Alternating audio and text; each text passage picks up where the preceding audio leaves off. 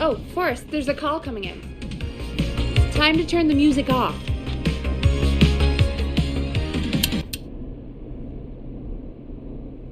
Welcome to 189.16 The Stream. Caller, you're talking to Forrest Nash. What's going on with you tonight? Forrest! Thank God I made it through. My name is Leslie Harper. I'm the 911 operator and police dispatcher for Gallows Creed.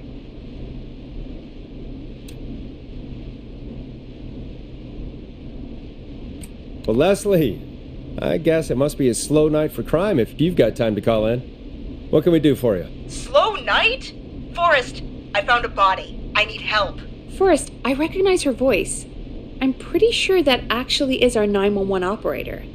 I think this is real. Peggy, I'm not going to be happy if this is a prank. I don't do prank segments on my shows. It's in my contract. Forrest, I really don't think this is a prank. Leslie, I'll level with you. I find this hard to believe, but I'll hear you out. What exactly is going on? Sheriff Matthews is dead.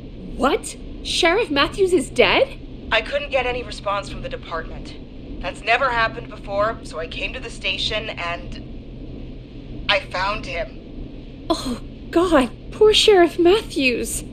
Do you know what happened to him? Someone got him. Someone got up very close and I really don't want to say what they did to him. Did he fight back? I don't know. I think he tried. He's surrounded by bullet casings.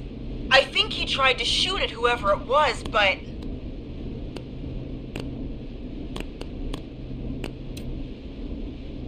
I don't understand. Where are the other officers? Do they know? Have they secured the scene or whatever cops are supposed to do? No. I checked everywhere. Deputy Martinez is here, but she's knocked out, tied up, and locked in a holding cell. I called you right after I found her. God. Wait. Please don't tell me that this hick town only has 2 cops. Don't be ridiculous. We have 3. But Officer Gunderson is on leave in Cancun. Leslie, do you have any idea who could have done this? Not a clue. I didn't see anything on my way over. Leslie, you need to call over to Henderson or Quiet Ridge. They need to send someone over from their department. I tried, but I can't call anything but local numbers. Something's wrong. I'll have to go there myself. Let them know what's going on and bring help back with me. But if you leave while there's a murderer on the loose, who's gonna man the emergency line? That's why I called. Forrest, I've routed all 911 calls to come in to you. No, I'm sorry, but this is a terrible idea. What on earth made you think to do that? You're the only person with experience manning a phone line around here. You're the only person equipped for the job. Besides, there are lots of transferable skills between the two. It's like an interview. You ask questions to get information you can use. Keep people talking, you know? Guide the conversation and know when to jump in. You do know that I'm so good at interviews, they sent me from Chicago to Gallows Creed, right? So I've heard. But that doesn't matter. And besides, there are 2 of you. You can talk to each other, discuss ideas, work together. Hell, let's have some on-the-job training right now. I have an emergency. I need to get an unconscious Deputy Martinez out of that holding cell. It looks like whoever attacked her threw the keys into the cell after they locked the door. Is there any way you can reach the keys? No. There aren't any bars to the cell, and the door itself only has a food tray slot. And that's too narrow for me to reach through. There's gotta be another way in.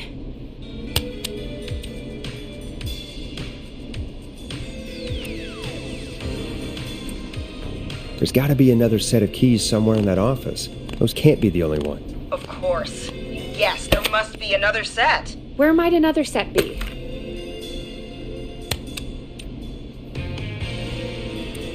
Maybe Sheriff Matthews had a set of keys on him when he... you know.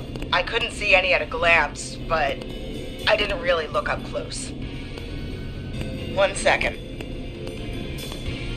Oh, I think I might be sick. Sorry, Sheriff. I'm just gonna turn you over and... Oh. Please don't stare at me. Oh, wait. That might be them.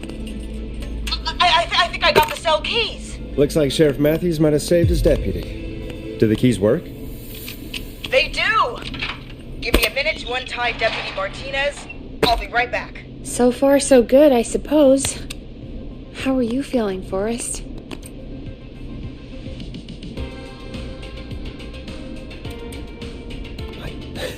I swear to God, Peggy, if this is some sort of joke, I'm leaving this town. I've never heard of anything like this happening in broadcast. I've never heard about anything like this either. But we're here now, Forrest, and we've just got to see what happens next. Come on, Martinez. There we go. Just gonna sit you in your office chair. We'll head to my car in a minute. I'm back. Deputy Martinez is still out cold. I'm taking her in the car with me to get help in Henderson. If the killer came back now, Martinez would be a sitting duck.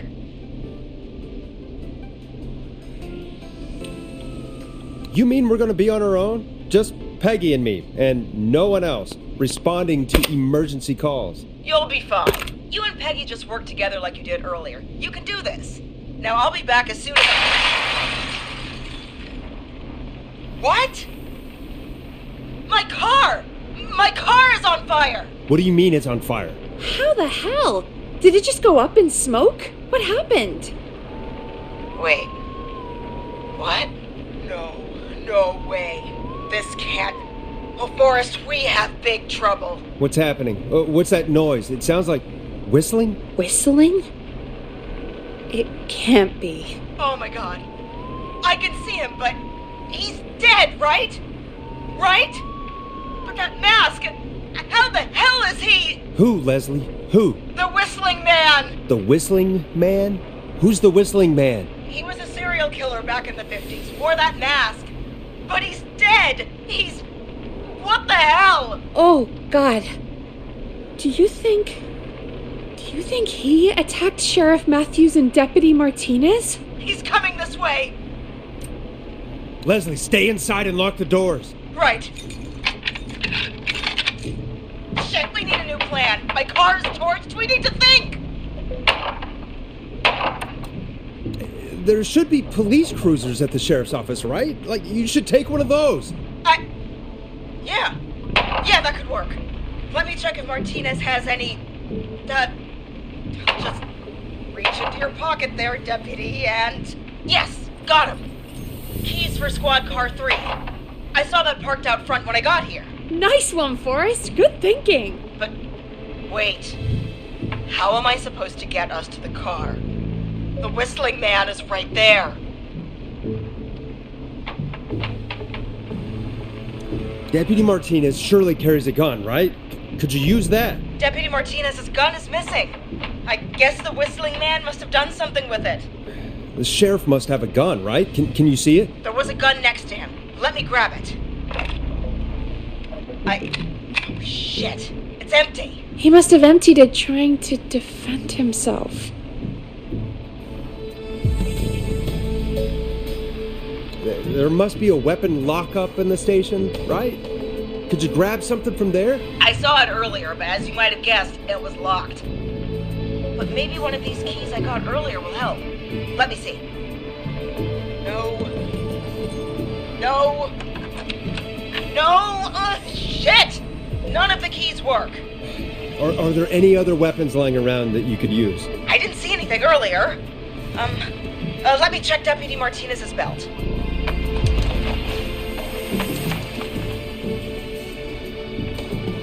All right. It looks like the Whistling Man left her with her baton, pepper spray, and taser. I can only hold one if I'm carrying Deputy Martinez. Which should I take?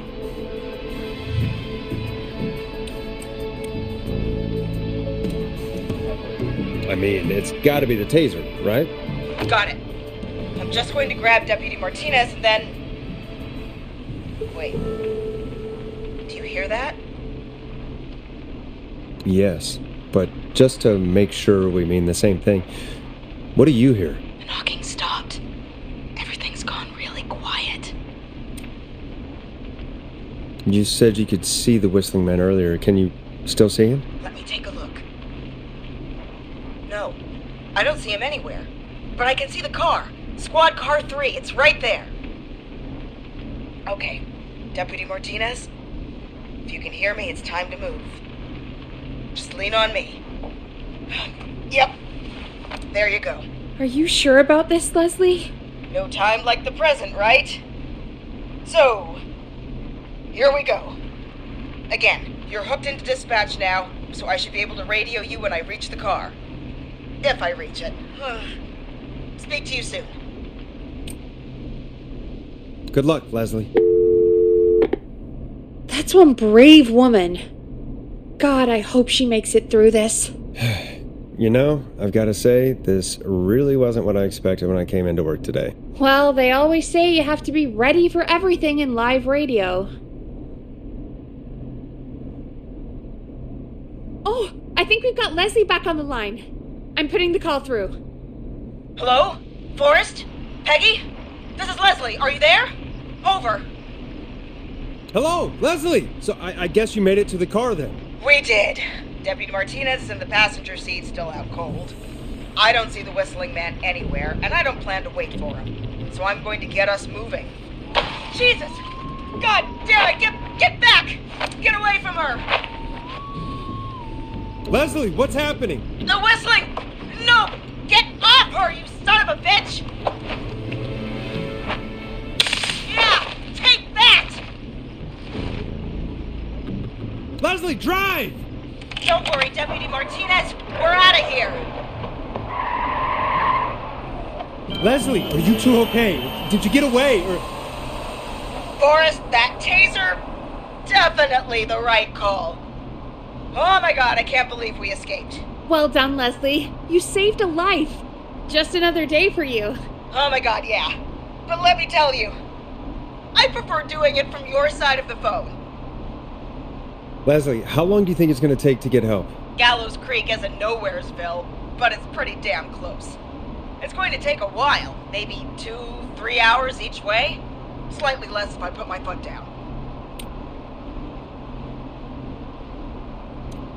We'll do our best to keep everyone safe until then. Thank you. Just do what you did just now, and Gallows Creek is going to be okay. Anyway, once I'm in... I think Deputy Martinez is starting to stir. Forrest, Peggy, I've got to go. I'll be out of range soon, but I'll radio back as soon as I can once I got the cavalry. Try not to crash. We need you back in one piece. Good luck, Leslie. Feel better soon, Deputy Martinez.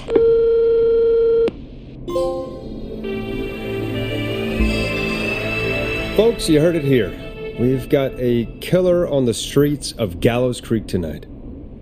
Please make sure to stay safe. And Leslie, we're counting on you. Hello, caller. You're live on the stream with me, Forrest Nash. What? I dialed 911. I need the sheriff right away. Okay, right.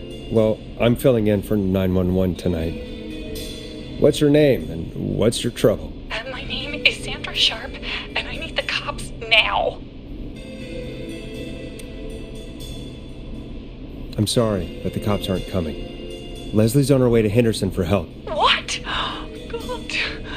Listen, you've got to help me then. I drove to the edge of town for a jazz run, and now some psycho dressed like the whistling man is after me, knife in hand. Oh, God. It's actually happening. Where are you now? Did you escape to somewhere safe? Oh, I did, baby. I jazz ran all the way to my car and nothing flat. But I dropped my keys somewhere along the way. I never locked the door, at least. I've got a place to hide, but I can't get moving.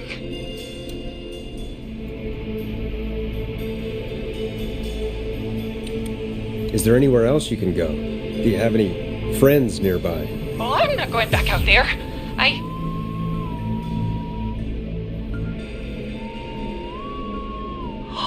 Oh, shoot.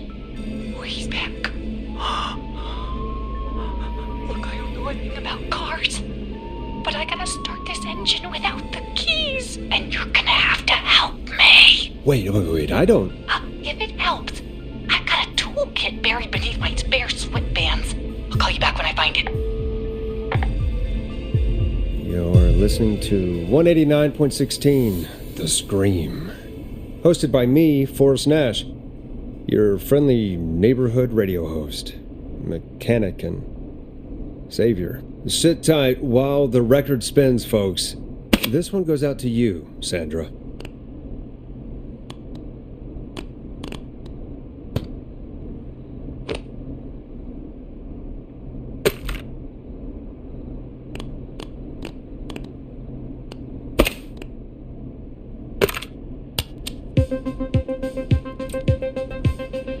Now it's time to go with The Flow, and this is their hit, Crying for Help.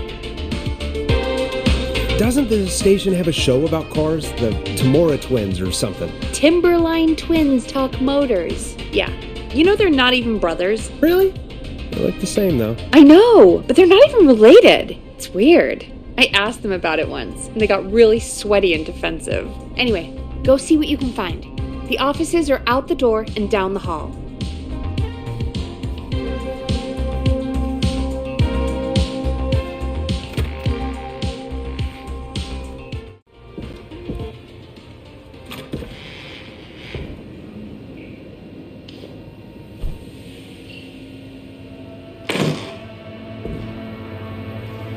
This looks useful.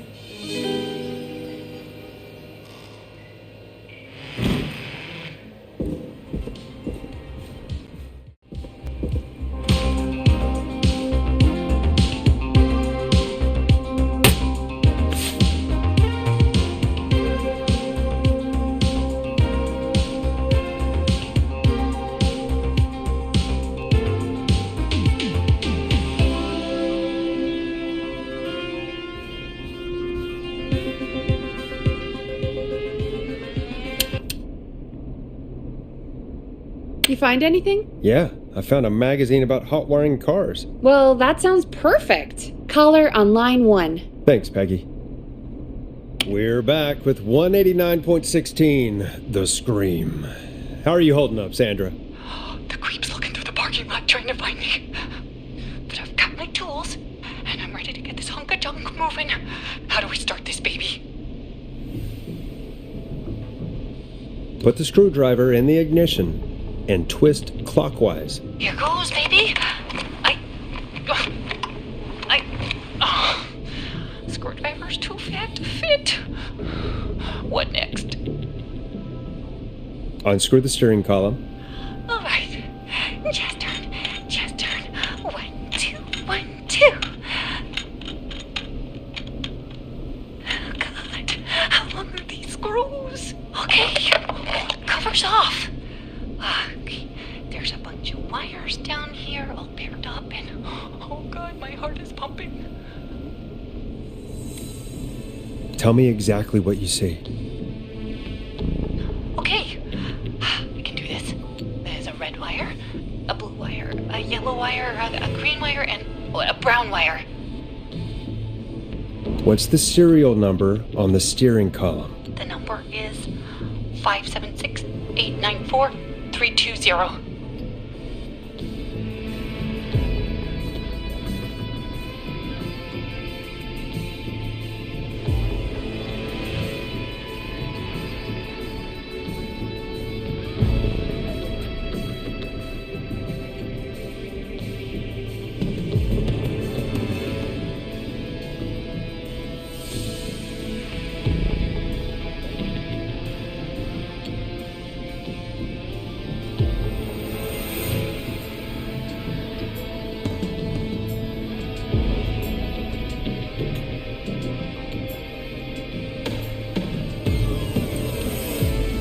Strip and twist together the red and yellow wires. All right.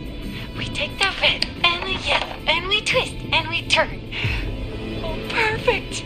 I also see pink and purple wire. What next?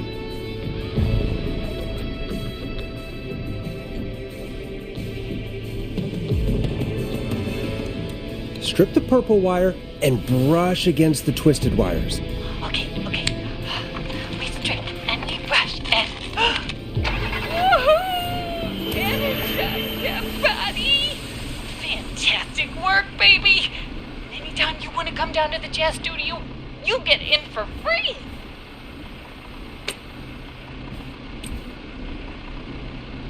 You just keep driving now, okay? And get home safe. Get home safe, Sandra. Will do, babies.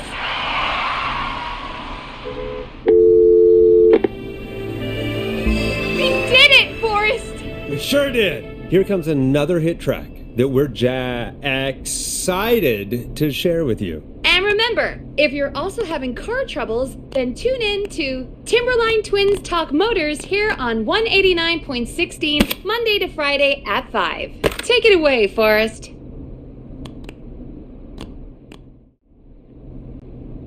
Welcome to The Scream with me, Forrest Nash. Yeah, Leslie. This is Maurice Russell from the Gallows Reporter. I'm at the office. This guy just broke in downstairs and... Wait. Forrest Nash? I want to speak to 911. Put Leslie on. What? God, another one? Leslie's driving to Henderson right now. She left me in charge. Why on earth is Leslie... Oh, never mind. Just put me on with Sheriff Matthews. Sheriff Matthews is dead. Dead? What happened? Did you witness the incident?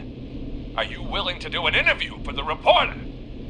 I can cite you as an anonymous source, if that's a concern. We're live on the air. Anything we say can and will be broadcast. Live on... Damn it. All right. There's obviously a lot more going on than I know. Yeah, there's a lot happening tonight. You said someone broke in. That's nothing to get worked up about. Some idiot kid just broke in, dressed as the Whistling Man. Teens. They get worse every year.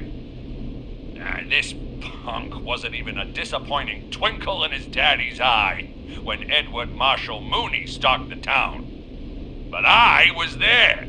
I covered it. You don't understand. That's not a prankster. That's the Whistling Man. Of course it's not. It's a stupid kid. Every year this happens. They think it's funny. Not a big deal, old man. But they didn't live through the terror 30 years ago. Anyway, I know for a fact. Edward Marshall Mooney is dead. I don't know who I'm looking at on the security monitor. But if he killed Sheriff Matthews... Where are you now? I'm in the boardroom, upstairs. We got security cameras all around the building. You can watch them on any TV set here. And there's a set in the boardroom. Maurice, is there any way you can get out of there? I sure as shit hope so, kid. But I'm not sure how I'm going to do it. That crash you heard was him tipping over my filing cabinets. He's blocking the stairs. I'm guessing the stairs are the only way out? That's right. And it would take me a good few minutes to move those cabinets. We need to do something. But what? All we can do from here is... Forrest, I think I've got it. Why don't we call the killer? They'd have a bunch of phones set up across the office, right? In different rooms, with different extensions? So we call one of them. Draw the killer away. Buy Maurice time. That could work. Exactly! It's worth a shot. I can hear you, you know. The son of a bitch hasn't killed me yet. Sorry, Maurice. Peggy and I were just trying to figure out... You realize how stupid that plan sounds, right?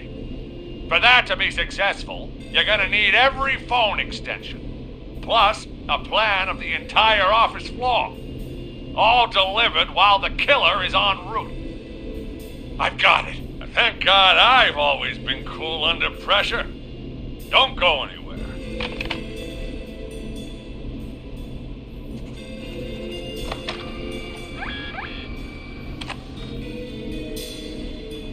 You don't think the killer got him, do you? Mr. Russell. I'm here.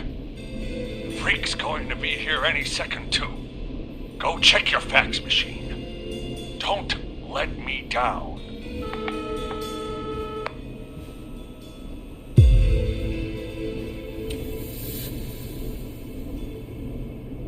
That was fast. How do you know our fax machine number? K-Fam and the Gallows Reporter have a pretty long history. Tell me where the fax machine is again, Peggy? The fax machine's in the office on the other side of the hall. Thanks, Peggy. Be right back. Okay, go to the office on the other end of the hall, grab the fax from the machine. Easy.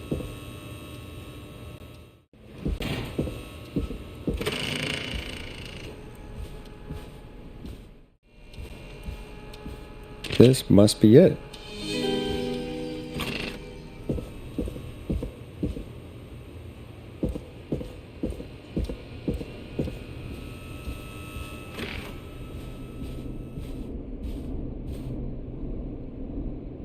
Hey, did you get the fax? Yes, I have. Mr. Russell, you still with us? I am. You get my fax? Yeah, I got it right here. Good. I knew you could at least manage that. Okay, folks, we're back on the line with Maurice. Let's see if we can help him avoid the whistling man. Here's the situation. The whistling man searched every room in the hall leading up to the boardroom. And now he's in the office next door. It's now or never. This plan of yours better work. I'm ready on my end, Forrest. Again, we want to draw the killer away by dialing an extension number, and then move Maurice somewhere safe. So, what extension should I call?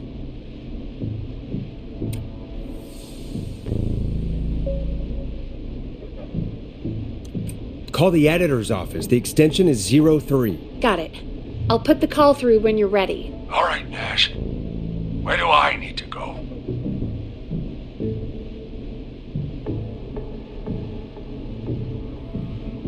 You're moving to the kitchen. Yeah, that makes sense.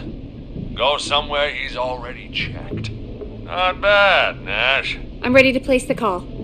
Are you ready, Mr. Russell? Don't have much choice, do I? Make the call. Yes, sir. Calling now.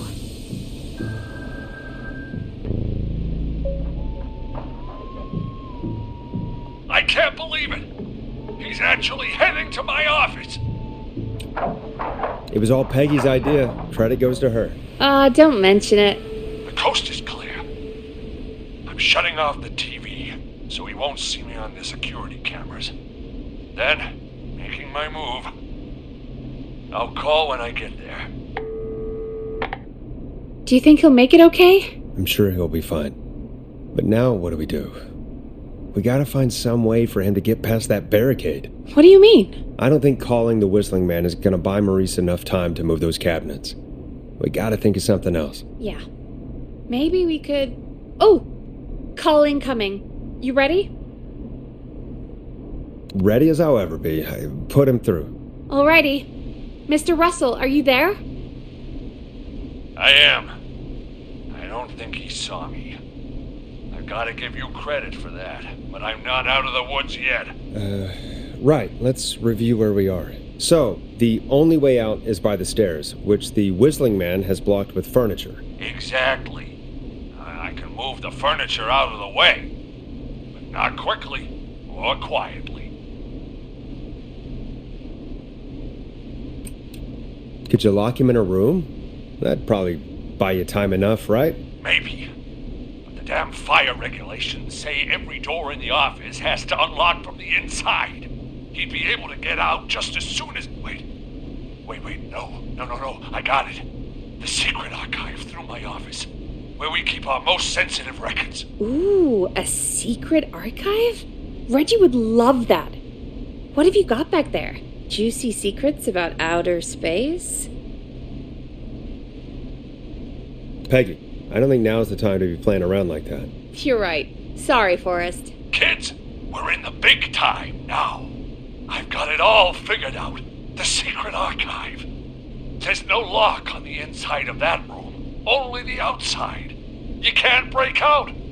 If we can get him in there, and I lock him in... We can catch the son of a gun. Exactly.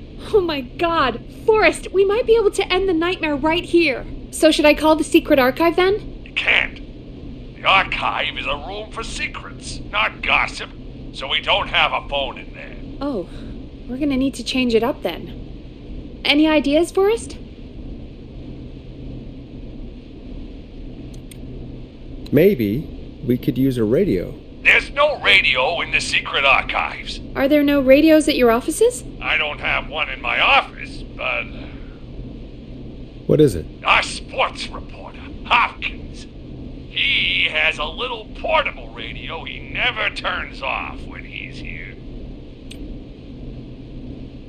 That might be what we need then. Is his portable radio still there? It should be. It's what he calls his work radio. It should be in the archives, actually. I'll sneak over while our friend is still distracted with his search. I'll call you back once I've got the radio. We're gonna save him, Forrest!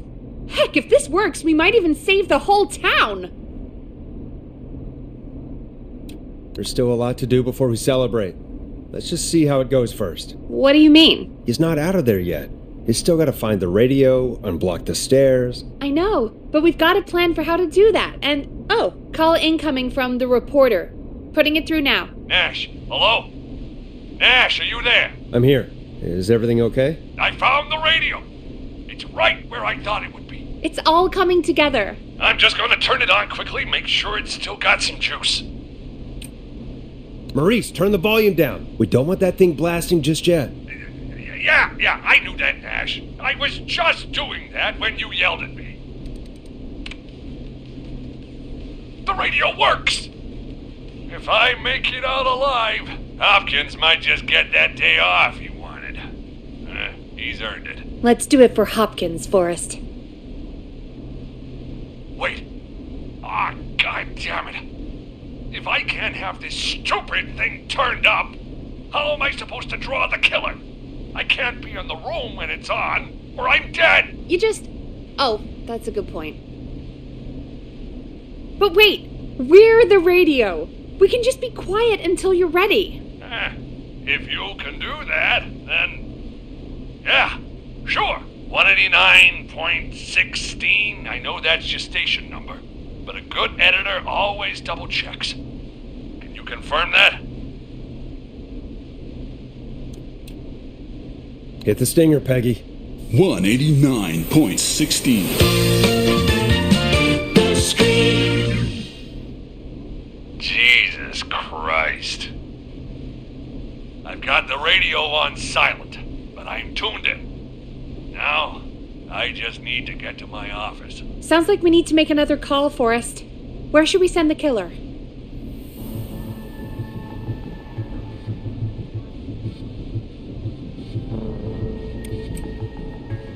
Call the boardroom. The extension is 04. That might work. The boardroom is fairly close to the editor's office, but we haven't seen the killer go there yet. Are you sure? I'm sure. Make the call. Okay, calling the boardroom now.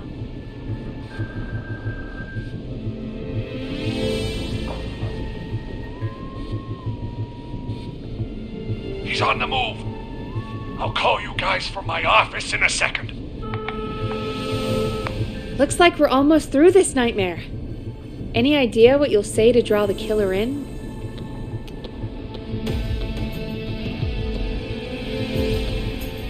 I'm gonna do my best impersonation of Maurice. I think that'll draw the killer in. What's your Mr. Russell impression? I think I gave that masked freak the slip. What a great plan this is, pal! I'll give you an A for effort. Ooh, call coming in. Here we go. I'm here. The radio's set up in the secret archive. Just give me the signal, and I'll turn it all the way up. Where will you hide in the meantime? Good question. It's under my desk, but you can see under it. I've got a big cabinet, but that'll take me a second to get into. Anywhere else? Not really. There's the secret archive itself, but that's where the killer's going. I could try the cubicles, but they're pretty far away. Your judgment has kept me alive so far, Nash. What do you reckon?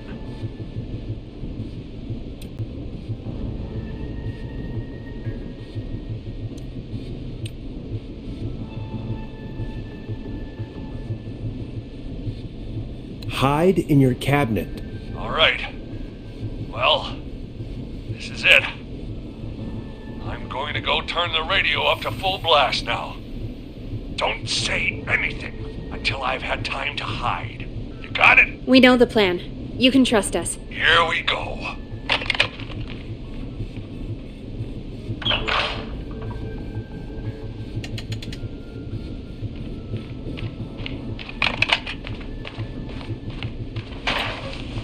Listen to your old pal Russell, Forrest, and shut up. Forrest, I don't think that was enough time for him to hide. Wait, really? Oh, shit. Forrest Nash!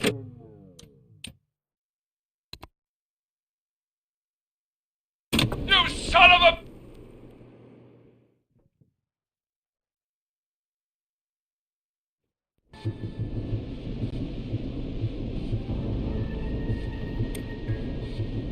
Hide in your cabinet. All right. Well, this is it. I'm going to go turn the radio up to full blast now. Don't say anything until I've had time to hide. You got it? We know the plan. You can trust us. Here we go.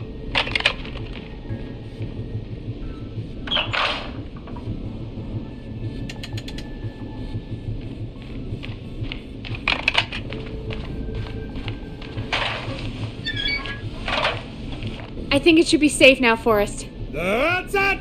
No more hiding! I'm a tough old man. I've been on the beat longer than you've been alive! Come on down, whistling man! Come and get a knuckle sandwich!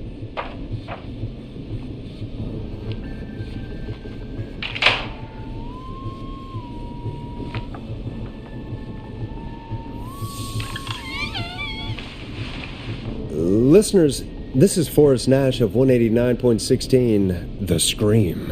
And if you've just tuned in, See you in hell, kid! we've just locked up the Whistling Man. Forrest, you beautiful bastard! I can't believe that actually worked! If I'm being honest, I can't believe it either. Thank God it's over. I'll be off now. Gotta get out of here. Write up a few notes. Call a few friends.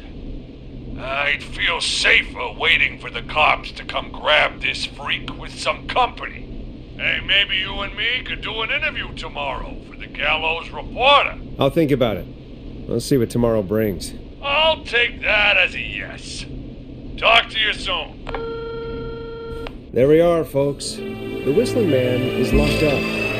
Let's all take a deep breath. And play some killer tunes. Time to go on the journey that is Blast Processor with their hit song 1980X. Hello, caller. You're live on The Scream with me, Forrest Nash.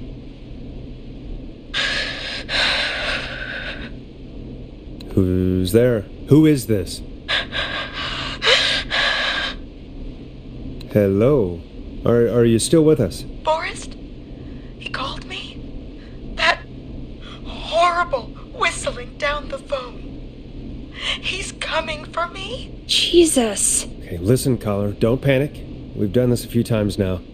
We can help you. A few times already? So, you saved them, or? We sure did. You're in safe hands. Okay. We're gonna help you. Can you tell me your name, caller? I'm Dr. Sullivan. Virginia. Sorry. Take some deep breaths, Virginia. You're gonna be okay. Please don't let me die. I won't. Just calm down. Tell me where you are right now. What's your address? Oh, God. Is there a neighbor you can call for help? No. Everyone's away tonight. There's just a fraternity down the street. You live by a frat house. Yes, they're having a party. That takeout coming in all night. Lawn covered in beer cans. They're getting wasted. And I'm about to get... Oh, God. Virginia, what's the name of the frat? It's... Oh, God. I can't think. I can't. any idea what the frat might be, Peggy? If I knew where she was, I might know, but... Wait, the takeout! If we can get takeout to the frat, we can get a message to them to go and help. Virginia, who did they order takeout from? I don't know. Don't worry. We'll figure it out. I can't do this. Well, folks, seems like our Virginia hung up. While we try to figure out what takeout to order, here's some music for your own midnight snacks.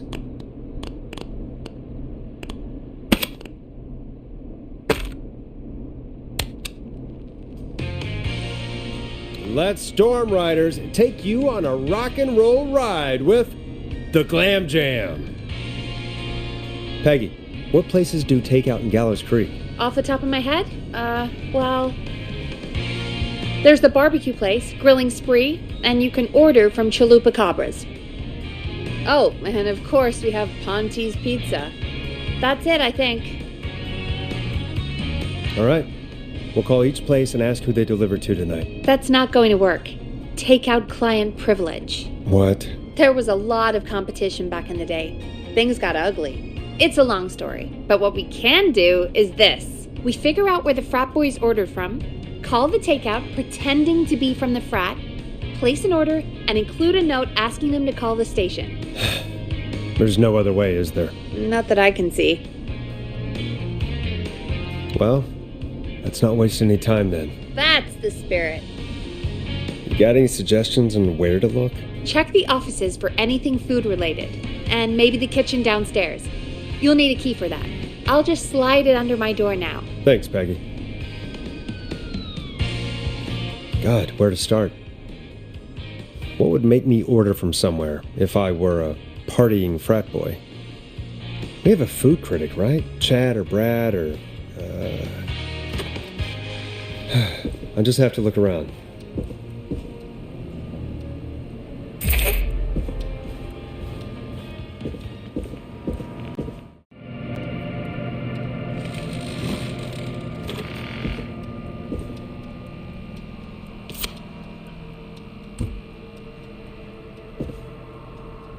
Rooting through trash. This is a new low. Ooh. Interesting offer.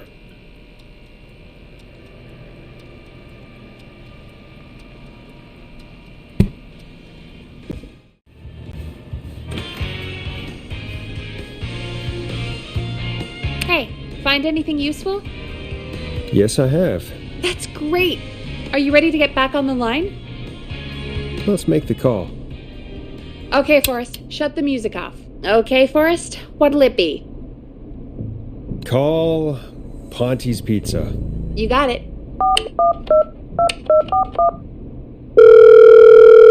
Ponte's Pizza is on the line. Ponte's Pizza. May I take your order? Fratmen calling. We're in major need of foods for dudes. May I take your order? I need some garlic bread. I need the bread. Can do. Where do you want that delivered? Same place as before, the frat house. Got it. And we'll have that over to you right away. Oh, and one more thing. Can you add a note to the order that says to call K-Fam? K-Fam? Oh, consider it done. The folks at K-Fam are huge fans of Ponte's Pizza, I should really call them and let them know. And now we wait. We should put a song on. Agreed. This one goes out to our delivery workers.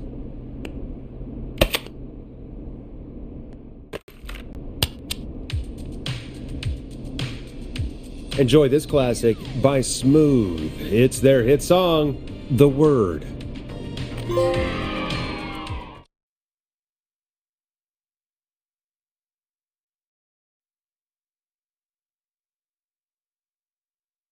Which of the takeout places would you order from? To save Virginia? No, where would you actually eat? Oh, I mean, they're all pretty equal.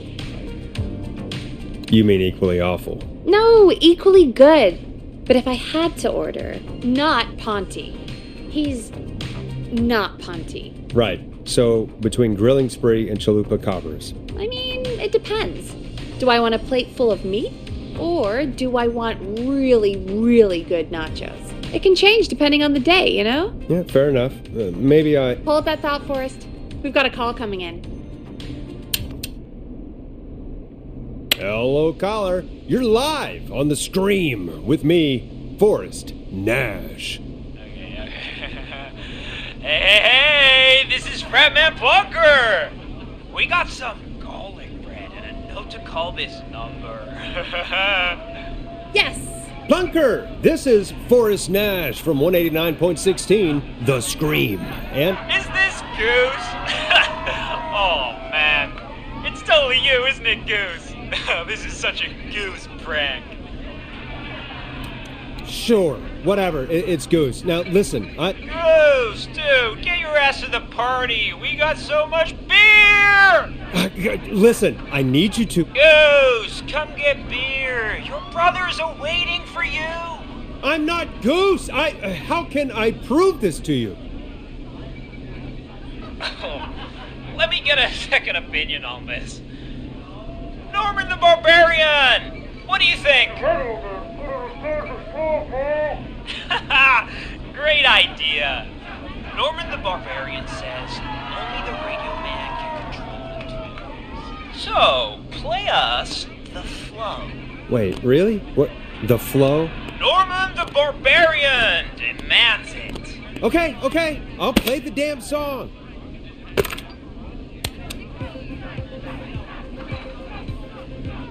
Oh, shit! Okay, Radio Man. Got my attention. What is it? Thank God. Listen, you've got to get over to your neighbor's house. All of you. Just... Say no more. Plunker's moving the house. Forrest, line 2.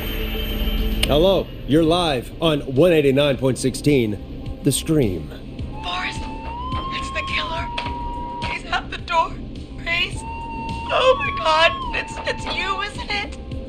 God, I didn't talk, I promise. Whoa! The party has arrived! Oh, thank God. He's gone and... Oh, is that you, Radio Man? Don't worry, we brought the beer. Good times are here. I could use a drink. Thank you, Forrest.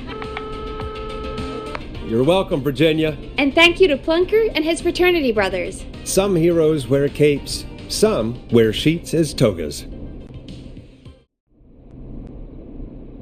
Evening, caller. This is Forrest Nash, host of 189.16, The Scream, and tonight's 911 stand-in. Hi. Hello? Am I on air? Sure are, caller. What's your name? And what have you got for us tonight?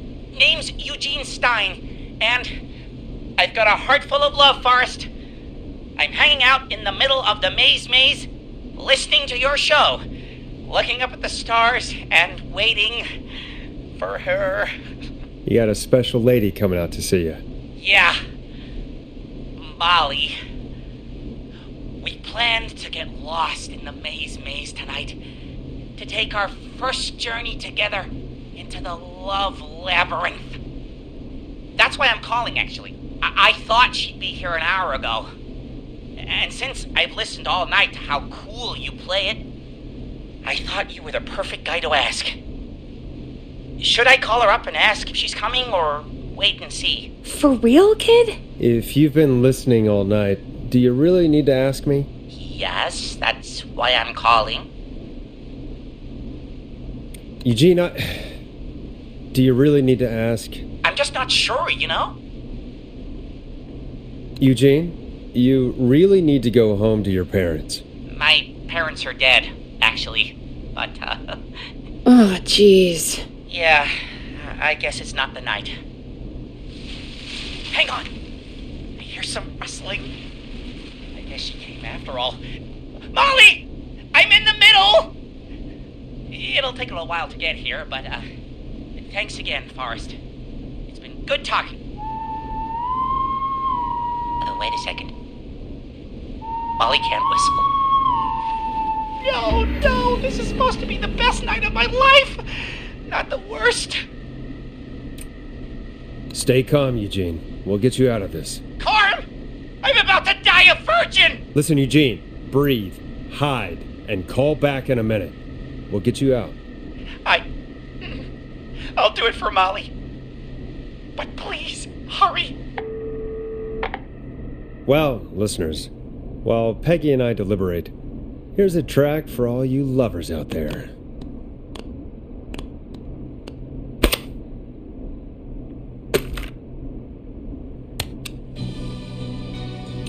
Hope you enjoy this one as much as I do. How the hell am I supposed to get him through the maze? You know Barbara, our receptionist? She's a maze fanatic. Shame she isn't here. I was supposed to go with her last week, but she changed her mind. Why'd she change her mind? She went with that jerk Brad instead. Does everyone in Gallows Creed go on dates in the maze? A lot of folks do. There's something nice about getting lost, I guess. And besides, there's not much else to do here. Maybe we should call Barbara then, if she's so big on the maze. We could, but I don't actually know her number. But she probably has maze stuff somewhere. Go and see what you can find. That'll hopefully be enough. Which one is Barbara again? Barbara! You know, Barbara! Forrest, I've seen you speak to her. Help me out, Peggy. She's the receptionist. Sits at reception, never does any work because she's talking to Brad all day. Ring any bells? Right, yeah. Sorry, I guess it's just the stress of... No excuses. Just go and find something to help us.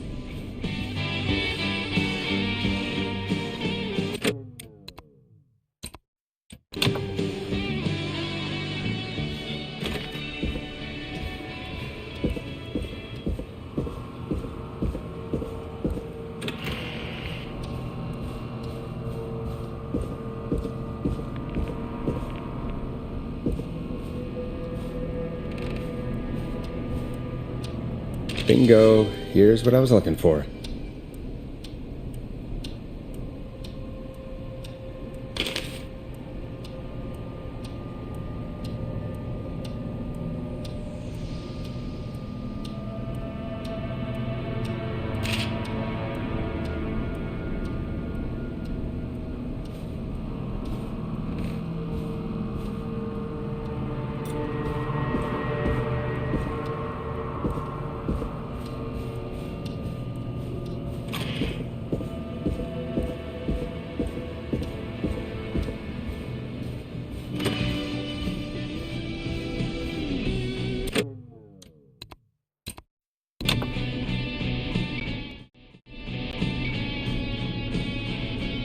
Any luck?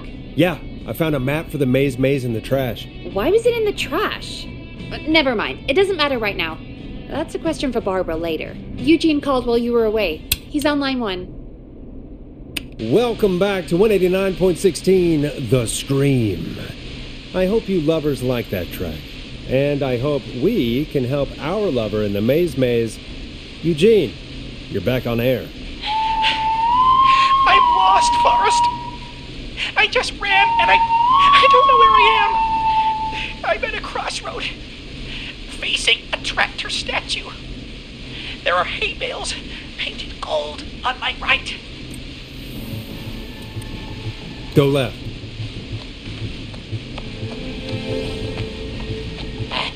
Okay. I went left, then tried a right. I have a pig statue in front of me and a creepy rocking horse on my left. Go backwards.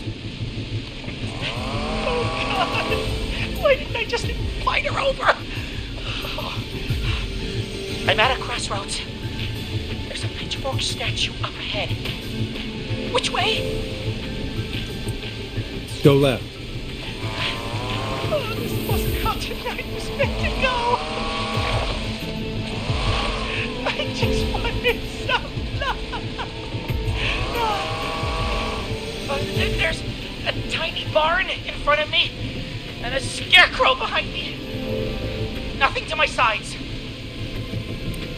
Go right.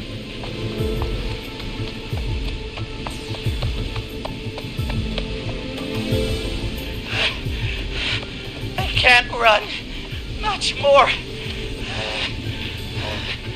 I just passed a cordon silo. Didn't see anything else.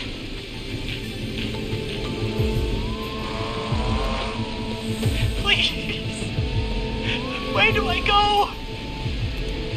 Go right.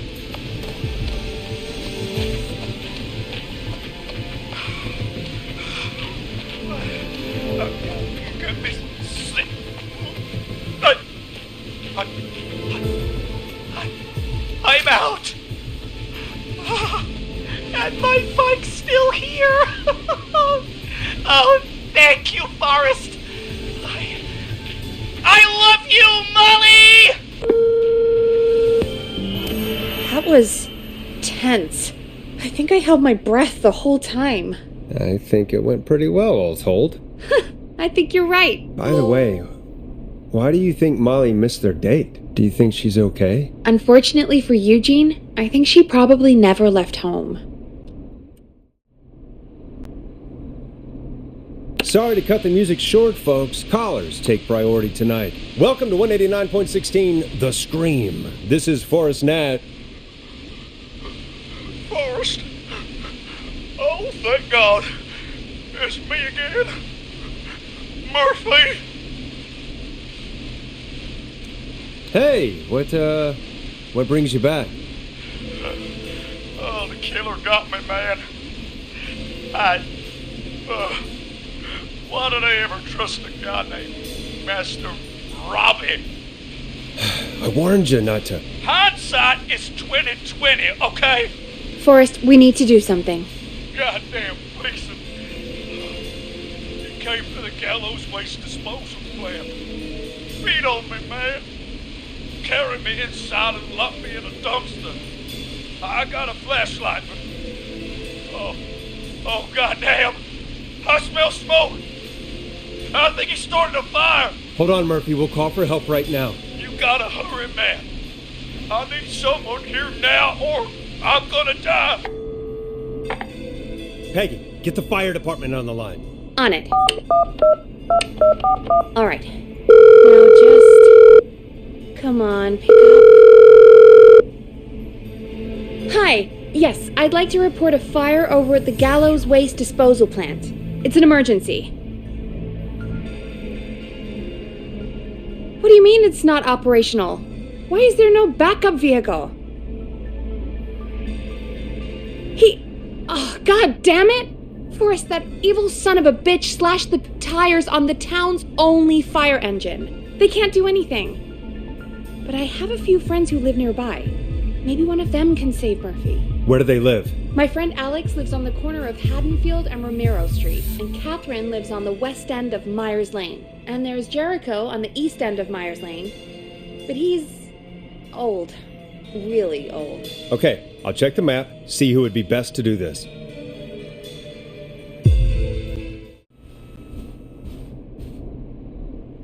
All right, Forrest, who should I call? Who can help Murphy?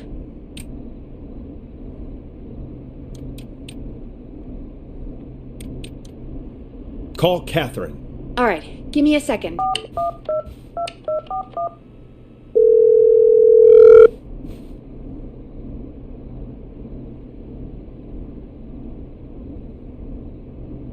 They're on the way. They'll call from the plant. You can direct them from there. Well, let's hope they get there in time.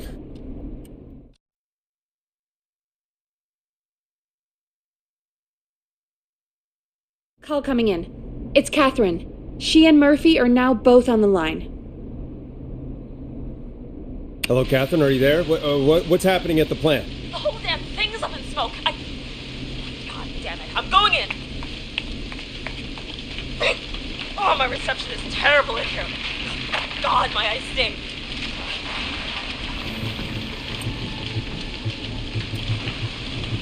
Murphy, can you see anything at all? Yeah, I got a little flashlight. Looks like old cans, bottles, and newspaper. What does it say on the newspaper? It's, the Henderson headline. What was that? My reception is terrible in here. Please, Forrest, tell me where to go.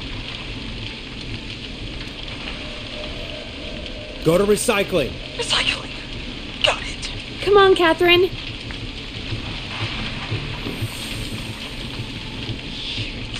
The plant splits up again. I can go shredding or crushing. Which way? Murphy, do you know what part of the plant you're in? I'm in a dumpster, man. What do you want from me? Just tell me what you can see, Murphy. I've already told you. Just a bunch of bottles, cans, newspapers. Do you hear anything, Murphy? I hear my heart about to pound out of my chest. Put the receiver up to the lid. Good enough. Catherine, go to the crusher.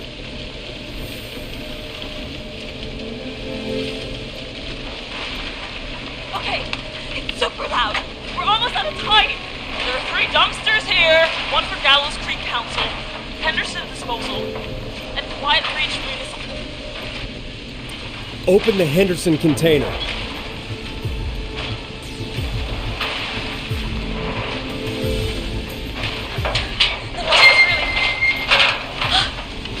I found him! Thank God. Let's haul ass. It's coming down! Oh, shit!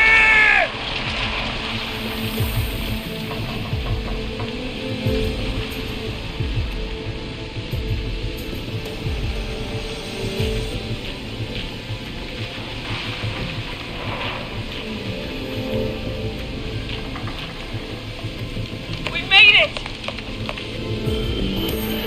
Oh, man.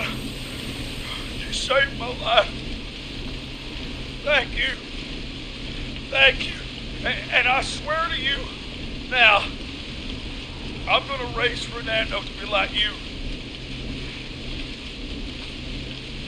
I'm getting my money back from Master Robbie. Hey, you just get home to your son, okay? Will do, Forrest.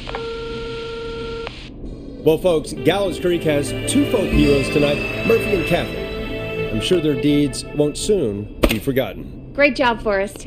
No time to celebrate, though. We got a caller. You know what to do. All right, folks. Another of our good citizens is on the line. Let's see what they have to say. Hello, caller. You're live on the stream with me, Forrest Nash.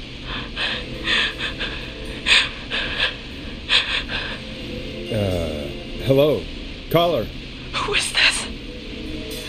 I need the police. I'm Forrest Nash. I'm standing in for 911 tonight. What's wrong? There's a guy hunting me and my friends. I think he's killed some of them already. That's him. He's just outside. I can see him from up here. God damn it. She's just a kid. Where are you? Are you somewhere safe? Oh my god. Oh my god. Stay with me, kid. Focus. I can't do this. Yes, you can. Focus. Tell me, what's your name?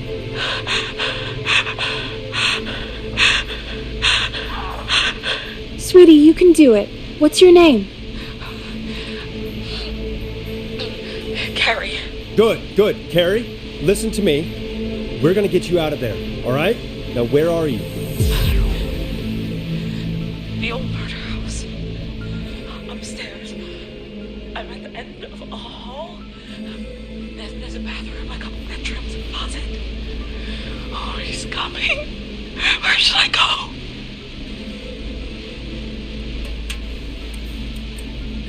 Go to the closet. Okay, I'll...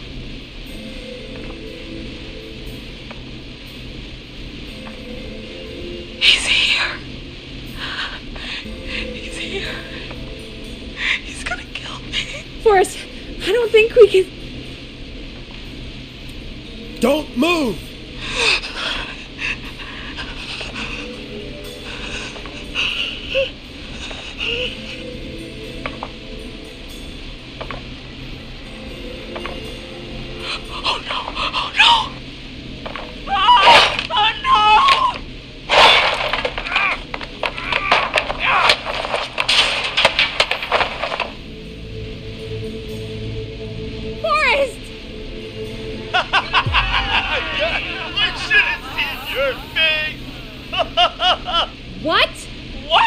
What? Are you kidding me? Okay, what the hell is going on here? Oh, who's on the phone, Carrie? The cops? It's just a joke, jeez. Wait, isn't that... Jimmy, that wasn't funny, you sicko! Of course I called the cops, but some guy just answered instead. What guy? Forrest Nash! What the hell are you all doing? It's prank night, old man. We're just having fun. That's the kid! The kid who called in earlier pretending to be the whistling man. That's it. I'm out of here. You know he's really out there tonight, Jimmy, right? Yeah, right. It's just whistling night, man. That little idiot. Whistling night? It's a stupid tradition. Especially stupid since that one kid died back in... Would you take off that stupid mask if it's hard to breathe? Who's under there anyway? Is that you, Seth? Idiot! Seth is right next to you. That's, wait. Oh no. Who are you? Oh no, man!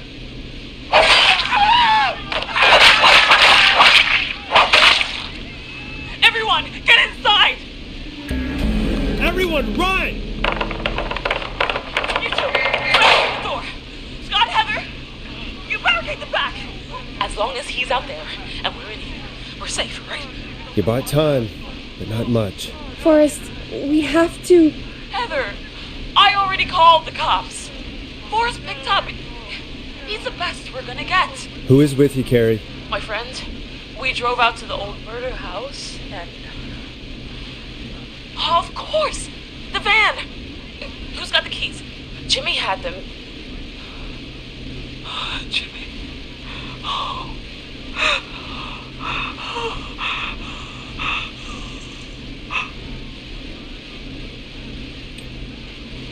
Okay. It's gonna be okay, Carrie. Right. We'll figure something out. Between all of you, there's gotta be a way to beat this. Just sit tight, okay? Heather, shut up. If we do that, we're gonna get killed. If only Jeannie were here. Jeannie? Jeannie McPherson? Our intern Jeannie? Yes. She's my best friend and the smartest one out of all of us. She stayed in tonight. Forrest, listen.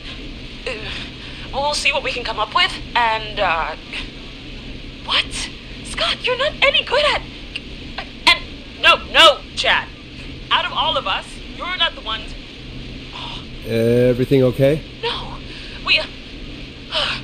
we're figuring out a plan, but everyone's volunteering to do things they're just bad at.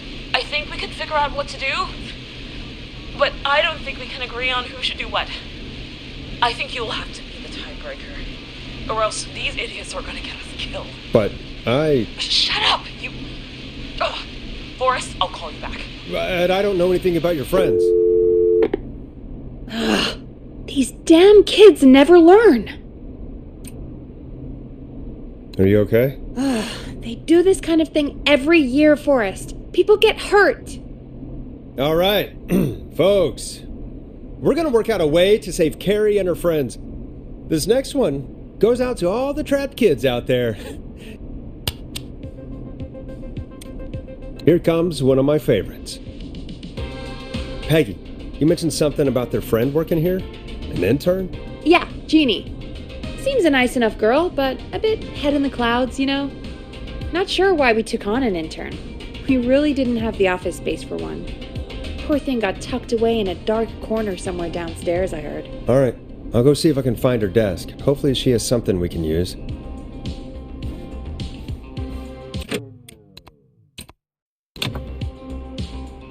Peggy said her desk is downstairs. Jeez, they really tucked Jeannie away.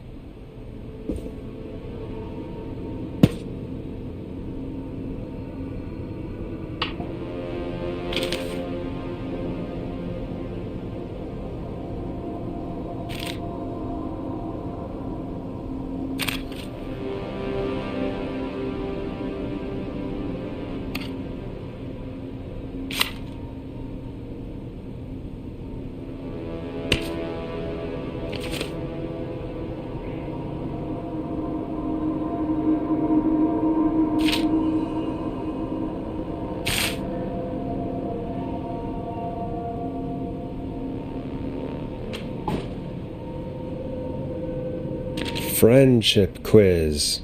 This might work.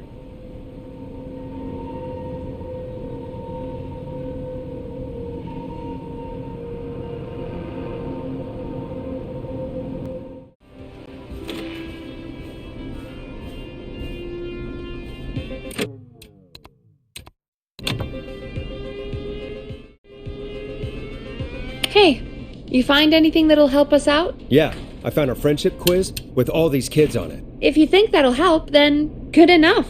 Carrie's on line 1. Whenever you're ready. This is Forrest Nash back again with an unlucky caller on this unlucky night. Carrie, are you there? Yes, we've got a plan, but we can't agree on who should do what. You want me to be the tiebreaker? Exactly. I'm ready. What's the first step? Okay, first things first. We'll need a spotter, someone who can keep an eye on the killer. We'll need someone on the roof. It's gonna be a hard climb. We're deciding between Heather, Kyle, and Hot David. Heather's got this. Yes, Heather, he picked you. Now please, stop talking about all your cheerleading trophies. Part 2. The whistling man padlocked the gate back to the road. Before we drive out of here, we need someone to pick the lock. Seth, Jennifer, and Scott all want to do it. Jennifer. Jesus, Jennifer, you carry a bump key? Why didn't you say so earlier? Anyway, that brings us to part 3. Getting the van keys. I'll volunteer for this. I don't know Jimmy as well as you guys, so it'll probably be easier that way. Then it's part 4. This is a very detailed plan. I'm impressed. Yeah, it's weirdly easier to think when you're about to die. You're doing great. What's the next part? Part 4, we need someone to lead the whistling man away. We need a fast runner. For this one, we're trying to decide between... Who was it again? Hot David, Cynthia, and Scott. Hot David. Yeah, you spend a lot of time running shirtless. You got this, Hot David. Sweet. Okay, let's recap. We get the eyes on the roof. A runner distracts the killer while we grab the van keys and pick the lock on the gate. Now the tricky part. The getaway. Ooh, what's the plan there? Well, we can't all outrun the whistling man. But he thinks we're just a bunch of stupid teens. So, let's use that against him. Part 5.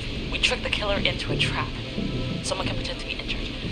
Who would make the most believable lead? Who you got? We got Lisa, Tammy, and Cynthia.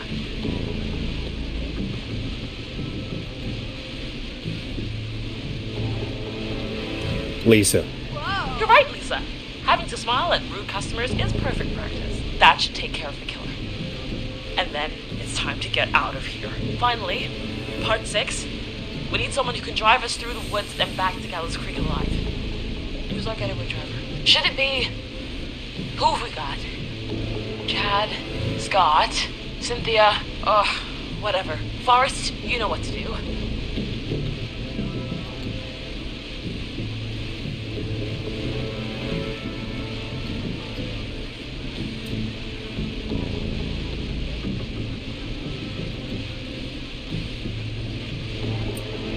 Chad.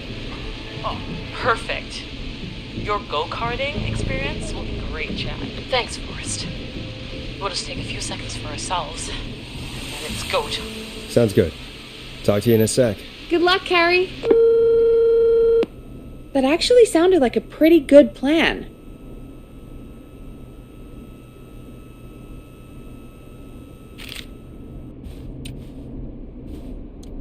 I hope you're right. Yeah, let's hope.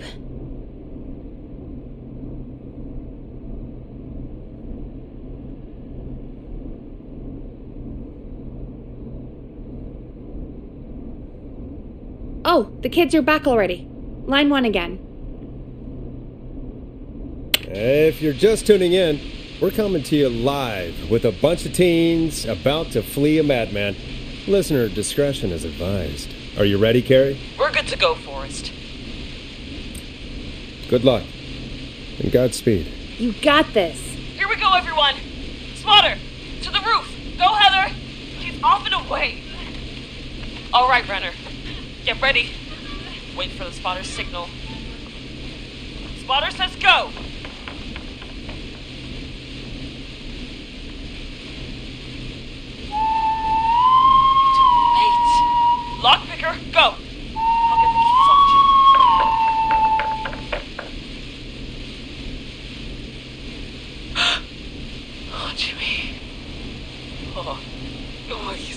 His face is... The keys, Carrie. You need to get the van keys. His face is lying next to him, Forrest. He got cut. Oh, God. Focus. Breathe. Right. The van keys. Got him. It's... Jennifer got the gate unlocked. And Hot David should be back any second. Perfect. It's working. I can't believe it's actually working. You're doing great. Focus. You got this. We got this. Next step, trap the killer. All right. Wait. Get into position. Everybody else, hide.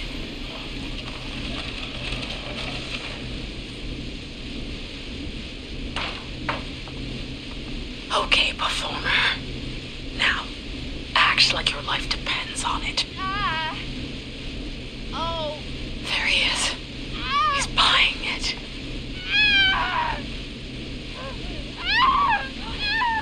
Now! Push the bookshelf over!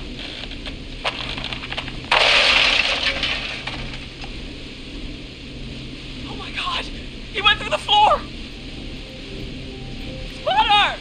You need to climb down now! We gotta go! He's coming down. Yes! Heather! Quick, everyone to the van. Driver, take the keys.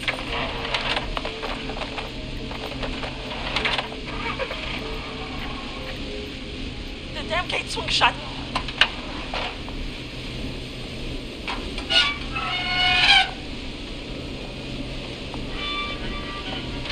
Huh? What? It won't stay open. I'll hold it. You drive through. Carrie! What was that? It's a whistling man. Drive! Now!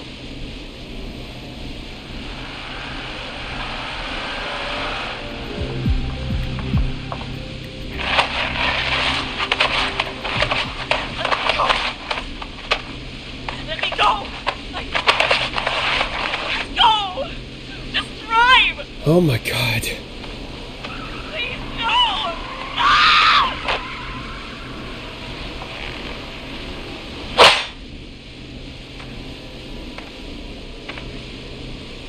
Carrie?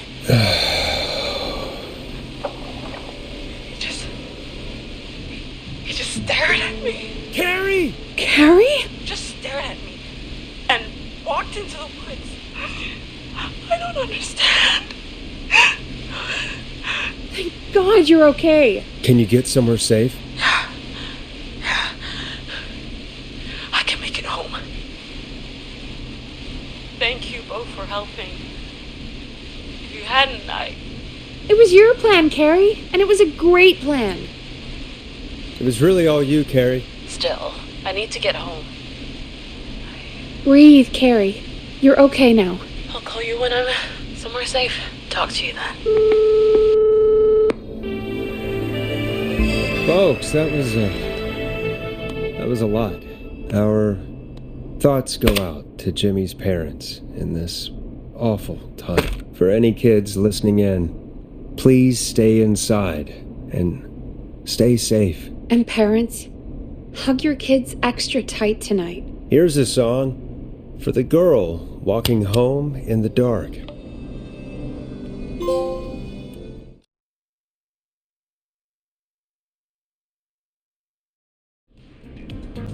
I really needed that call, you know, after everything. Yeah, I get that.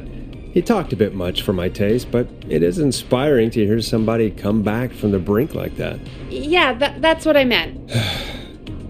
You were thinking about Max on skates, weren't you? Well, would you look at that? Another caller on the line. What are the odds? Better take it.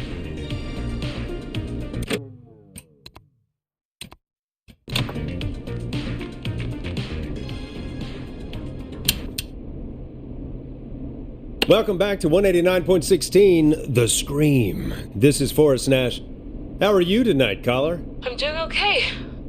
I made it home safe. Gary! Hey, I just wanted to thank you for doing what you could earlier. You know, even though we lost Jimmy, and I don't know. Hey, it's okay. You were so brave earlier. You're safe now. I wanted to ask you why he didn't... Why am I... Why what, Carrie? Why did he spare me? After what he did, why let me go? Maybe he didn't kill you because he saw you as a victim. Maybe.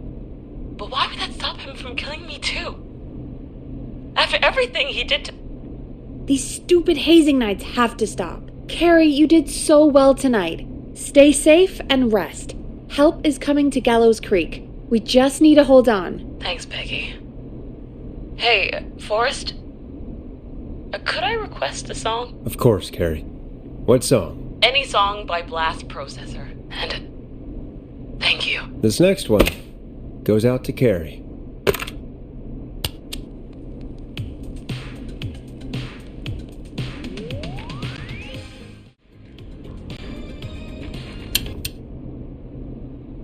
We have a call waiting.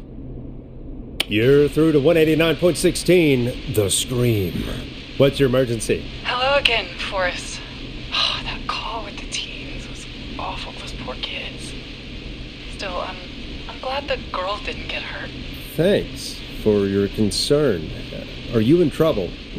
What's on your mind? I wanted to ask you again to play my song, Forrest. You said you were going to play it, but you didn't. Your name was Dawn, right? Why, Peggy, yes. Oh, well remembered. My name is Dawn, and I wanted to ask you again to play my tune, Forrest. Long Ride Home? You know, the one that Peggy said she threw outside the window? You must really love that song, if you're calling up to ask for it when you know we don't have it. Well, I do love it. And I don't want to argue, but you do have it. It's just outside the window. There's a serial killer on the loose. I can't just go outside hunting for a record. I'm really sorry, Dawn, but we just can't get it right now. But wasn't the Whistling Man just at the old murder house? That's miles from the station. It won't take you a second to grab it. Don, I'm not sure if you've heard, but there's something unnatural about this freak. He's fast. I'm not risking it. Oh, but I think you will, Forrest. Peggy, I'm calling with more than a request. I know something. I think I know who's gonna be next. What? Are you serious? Play my song, Forrest, and you'll find out. Well, folks, here's some music for you while I think things over.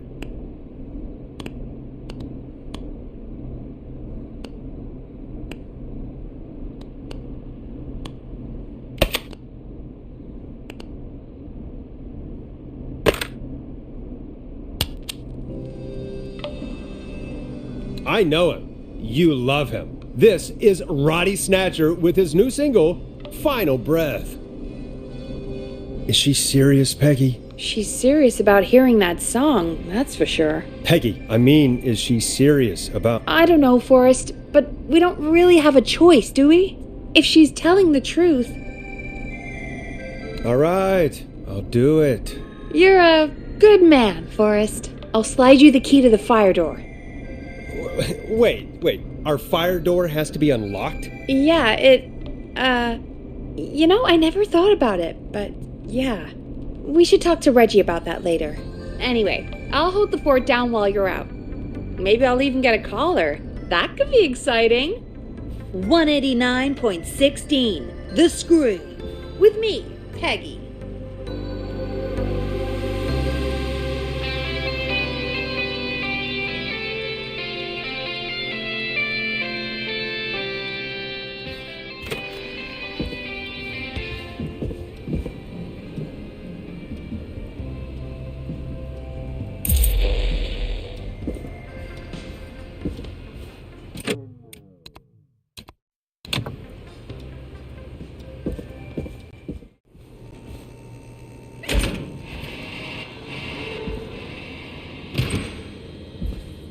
You know, I hope she'll be happy when I'm brutally murdered by the Whistling Man. Out here, in the open, alone.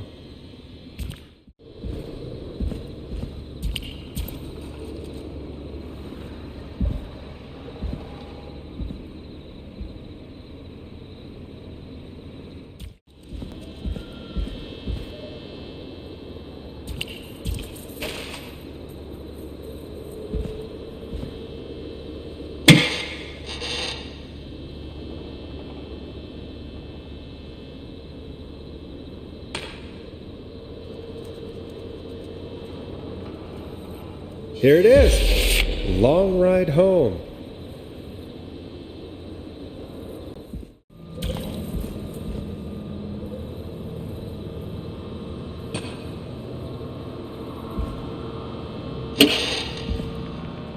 Bingo!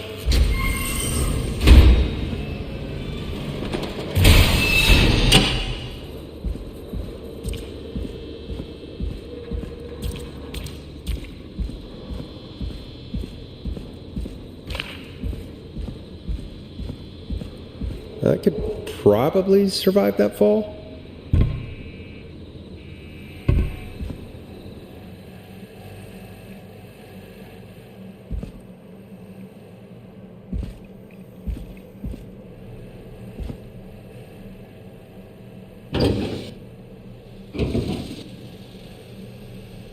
Looks like the janitor's closet. What did Peggy say his name was? Clive?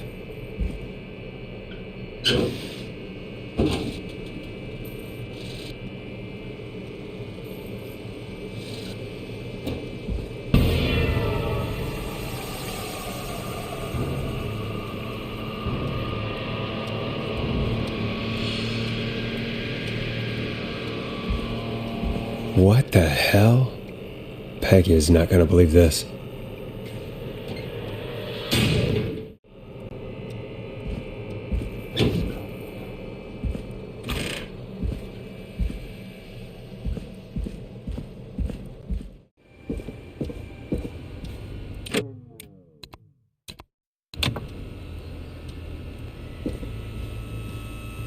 Isn't that such a good song, folks? And now for... Jesus, Forrest, you've been gone for ages. I thought something had happened. Something did happen. Clive, the janitor, might be Clive, the murderer. What? I'll start from the beginning. The fire door locked behind me. Why did you heave that thing all the way up here? Because the basement's creepy as hell, and I don't like standing around down there. Fair. All right. Let's run through this again. We have a creepy board you found in a creepy basement made by our creepy janitor who you think is the creepy whistling man. Yep. And on the creepy board are the names Chuck Brody, Kim Walker, Rebecca Allen, and Aunt Williams. Correct. And you think one of these people will be the whistling man's, Clive's, next target. That's right. And we've got to find them. You said there are 4 locations listed there too? The hospital, the power station, the gas station, and the trailer park. Clive must think the target is at one of those locations. Forrest, you're gonna have to figure out if any of the potential targets are at one of these locations tonight. Hit the button if you need any help.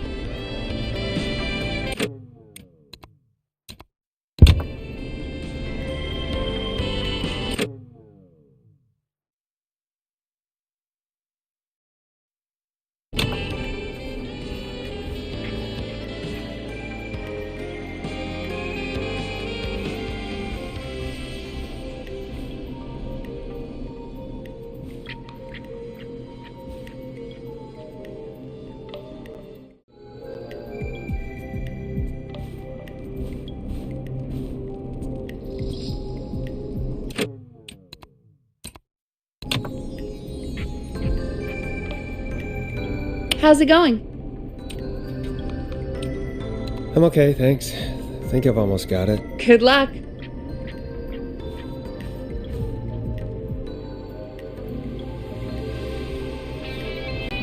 How's it going? I'm ready, Peggy. Are you sure? We've only got one shot at this. I'm sure. Let's do this. Okay, name first. Who do you think the target is? Chuck Brody. And where will I find them? The gas station. Okay, I'm dialing. One moment.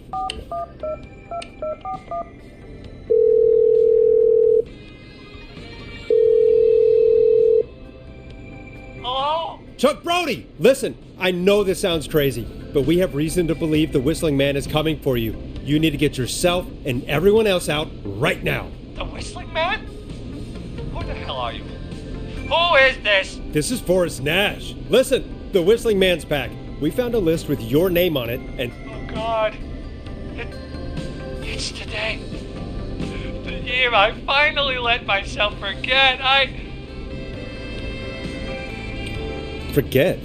Forget what? Forget. No, man. I gotta get out of here.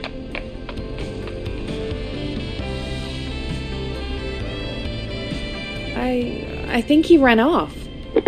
Well, fingers crossed that Chuck...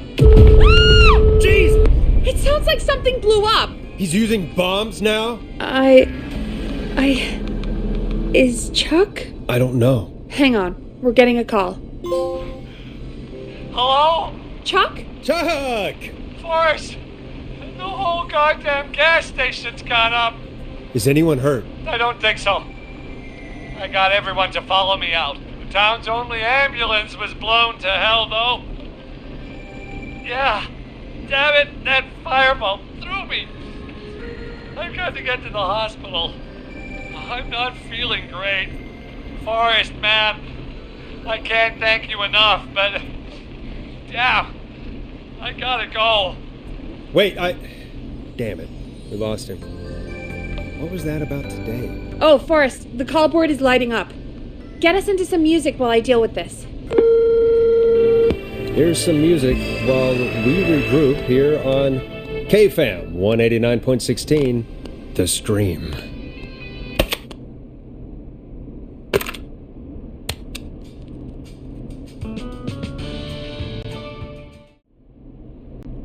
Folks, don't spend your money at Pawnee Pizza. That's all I'm going to say about that. Moving along, I'd like to welcome another caller to 189.16 The Scream with me, Forrest Nash. Who may I say is calling? Well, hello again, Forrest. Dawn, we played your song, Long Ride Home. Did you hear it? Can you tell us? Never mind that now. First, I'm calling because I need your help. Dawn, we had a deal. Kept my end. Who is the next target? Oh, it's too late for that now. I'll be the judge of that. Oh, fine. Chuck Brody was the next target, but that ship sailed. How did you know it was Chuck? Well, if I tell you, I might just put more people in danger. People are already in danger. This might help. Forrest, I don't have time. I need your help. Do you mean... Yes, he's after me now. You? I think so. He must have heard me on the radio helping you. Helping? You didn't exactly help. Maybe I've been helping more than you know. I was out following a lead, trying to work out who would be next, after Chuck. And what happened? And I started to feel like I was being followed. I came back to my apartment building, but this newfangled security system has me locked out. I need you to help me get inside. Can a neighbor let you in? Oh, I only moved in last week. I don't know anybody yet. There's not even a buzzer here, only the keypad for the entry code. I need that code to get inside. Which apartment block do you live in? Maybe one of our listeners lives there too. It's the new Woodside apartment building between the town hall and the trailer park, but I doubt any of your listeners live there. I don't have many neighbors. Sounds like a prime piece of real estate. The sound really carries at night. Shit.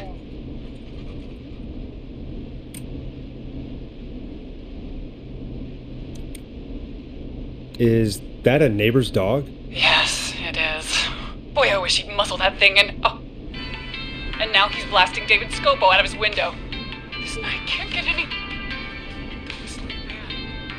He's coming down the street. I don't think he's seen me yet. Forrest, please, I need your help. code for that security system, or I'm gonna die.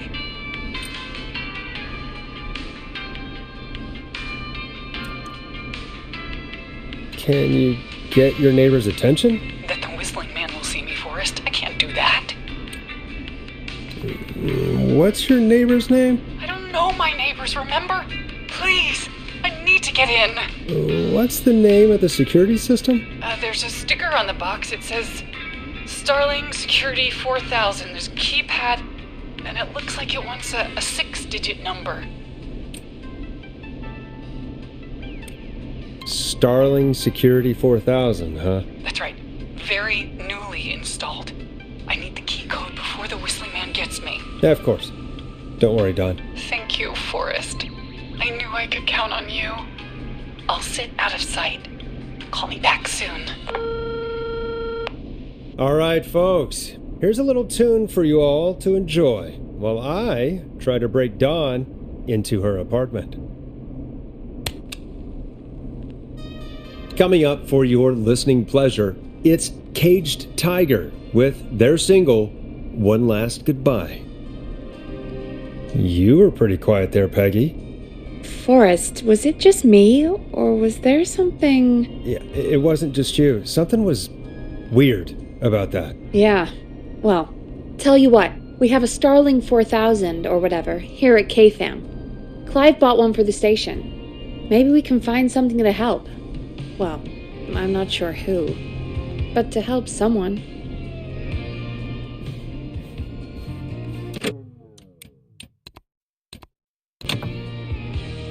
Okay, so she's locked out of the Woodside Apartments, and somewhere Clive probably has the papers for the Starling 4000.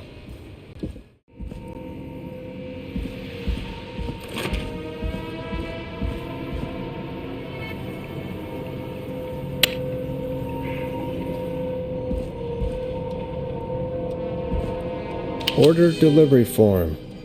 Starling must have left this by accident. This system's not even installed at Woodside.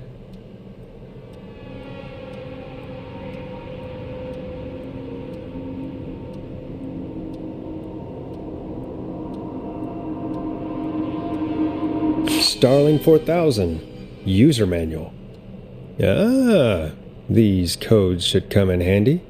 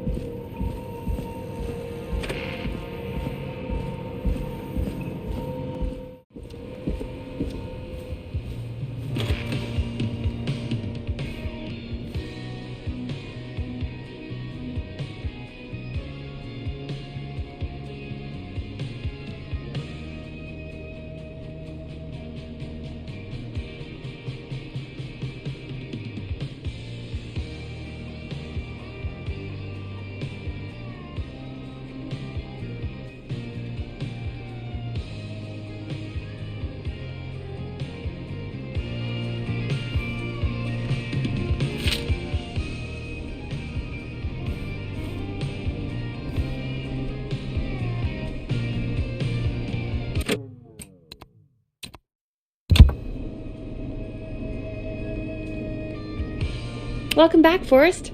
Find anything? The Starling 4000 security manual. It's got a bunch of codes. Good. And did you find anything else? I saw a list of everyone else who bought the Starling 4000. Know who was on there? Oh my god. Roller Ricky! Do you think we should give him a call? Is that crazy? I don't know what you'd say, but... That might be a good idea. Okay, one moment. I got the number here. Patching you through.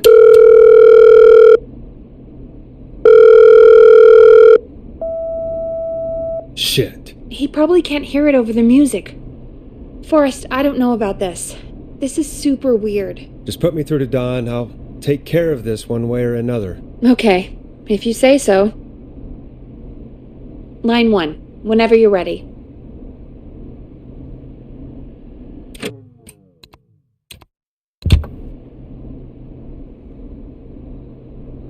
Don, are you there? This is Forrest Nash from 189.16, The Scream. Oh, thank God you're back. I've been so afraid. What's the code to the gate?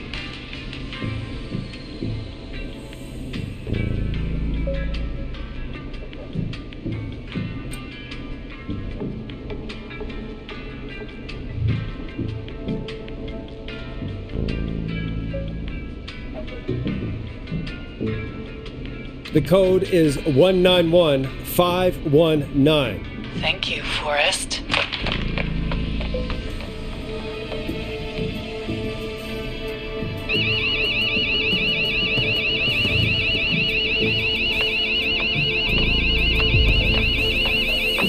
Son of a bitch. Ah!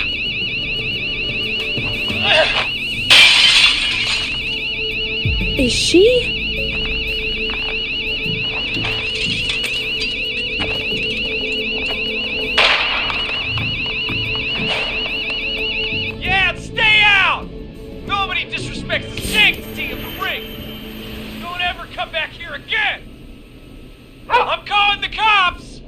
Thank God.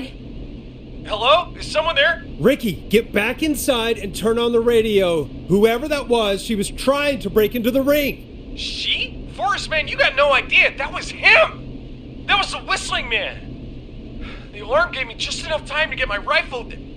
I don't like hurting folk, but I can't let anything happen to Maxie. He's my best friend, you know? Listen, man, I'm heading back inside. Gonna barricade that window. My man, thank you. You and Peggy can skate for free whenever you want, forever. That's a done deal. Thanks, Ricky. Can't wait. You got it. Talk to you soon. Okay, Gallows Creek, here's some music while we process what just happened.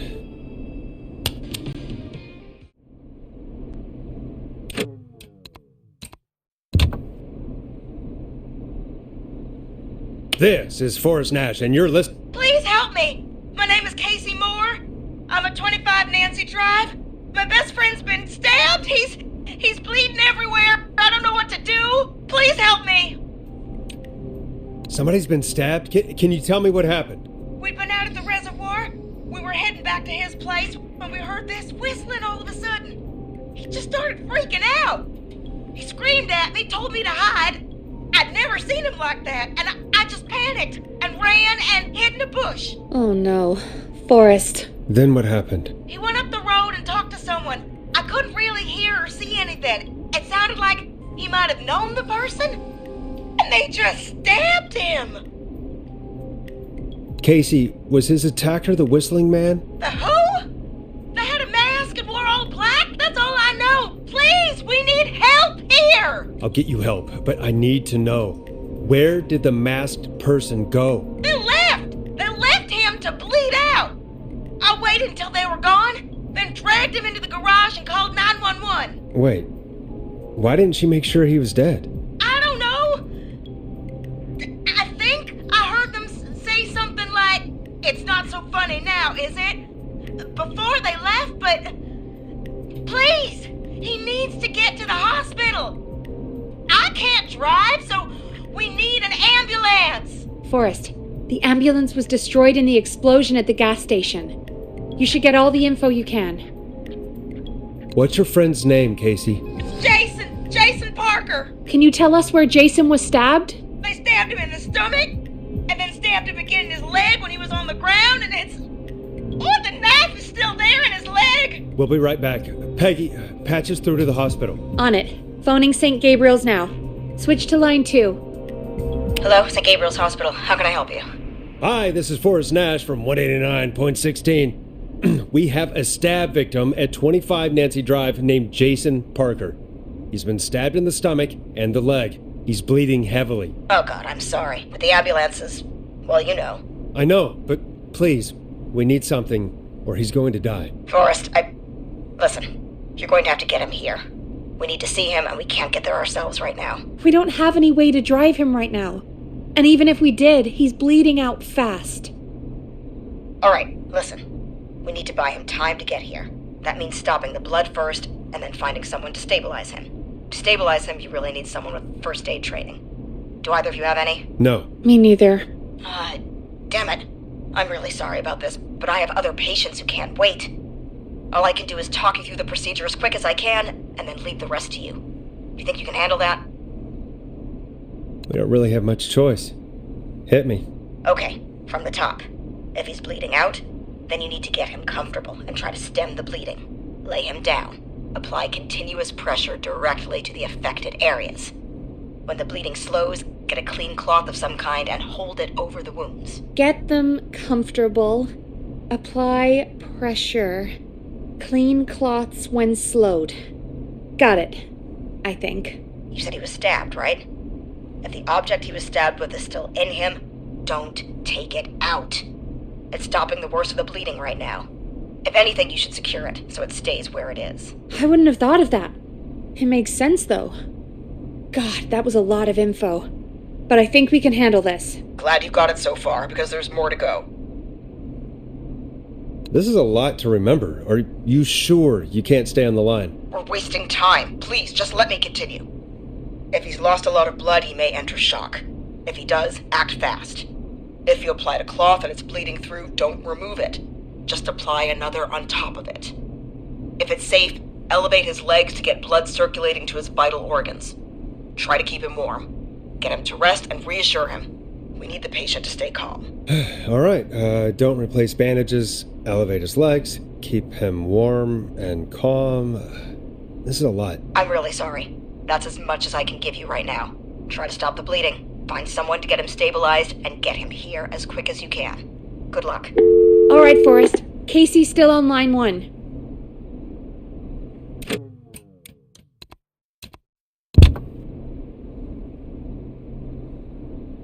Hello?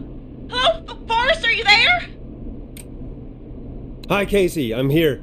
How are you doing? I need help! I've been putting pressure on his stomach wound since you left, but he's still bleeding. I don't know what to do. That's good, Casey. The nurse said to do that. What about the knife in his leg? It's gotta be hell. Should I pull it out? No, don't touch the knife. The bleeding will get worse if you pull it out. Are you sure? I'm sorry. I'm gonna stop making suggestions. No, don't worry, Casey. We're a team here. We're all going to get Jason through this. Casey, is his leg wound bleeding right now? I hate looking at that knife. Yeah, it's bleeding. His stomach is worse, though.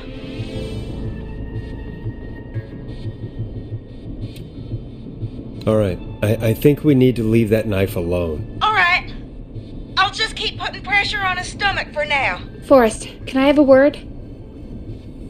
Now isn't the best time, Peggy. Can it wait? Forrest, it's kind of important. All right. Give me a second. Casey, I'm going to have a quick word with Peggy. Keep putting that pressure on and let us know when the bleeding is under control. You're doing great. But what if something happens? We'll still be here. Just shout if you need anything, and we'll be there. I promise. Okay. I'll wait. Jason, please be okay. What's up, Peggy? We can't stay on the line with her all night. Dawn is still out there. What if other people need us? You're right. She's probably on her way to her next target right now. Exactly. And you heard the nurse. We need someone there with training who can stabilize him. He's got to get to the hospital somehow. Any suggestions, Peggy?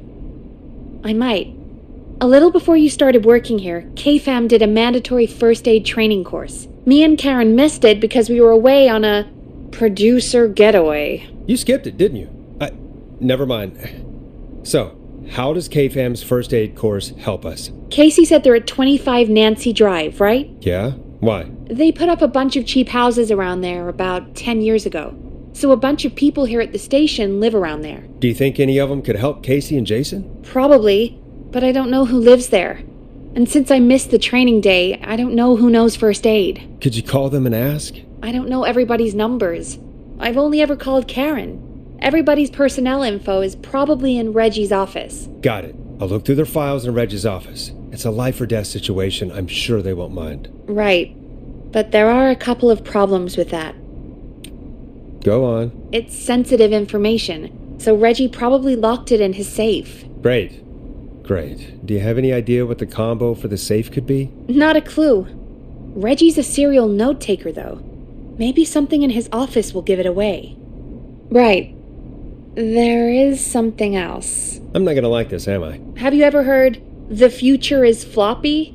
Peggy, what the hell are you talking about? I'm talking about floppy disks. Floppy disks are like these futuristic things that have information on them. You put them in a computer and they do something. Peggy, I know what a floppy disk is. Anyway, Reggie decided that the future is floppy and started phasing out our physical records and replacing them with these floppy disks. I imagine it's the same for our personnel files. That's good to know. Since we haven't heard anything from Casey, I'm guessing Jason's okay for now. I'll check out Reggie's office and see what I can find. You'll need a key for that. I'll just slide it under my door now. Thanks, Peggy. I just have to look around.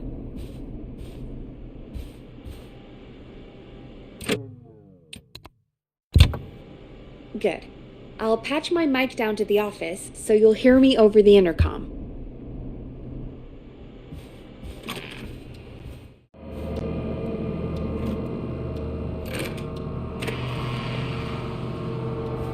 Looks like I need a 4-digit code.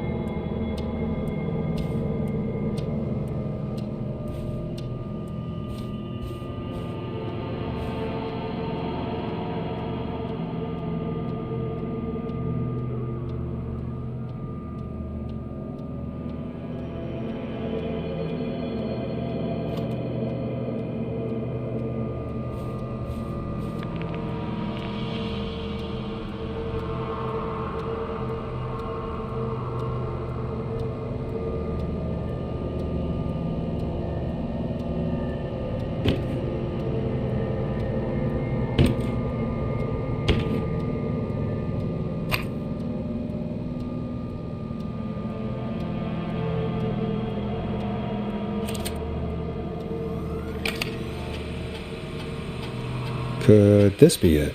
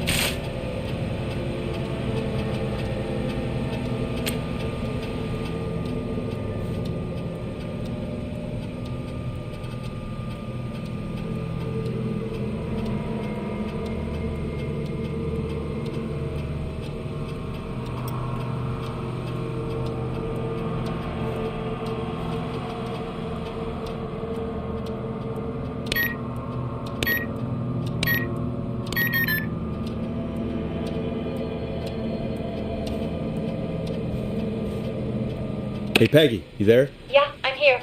Did you find what we need? I can't figure out how to get into this stupid safe. No worries. We still have a little time. Reggie writes almost everything down somewhere. I'd recommend you start reading. I'll have a look around. You're probably right. I'll let you know when I find something, or don't.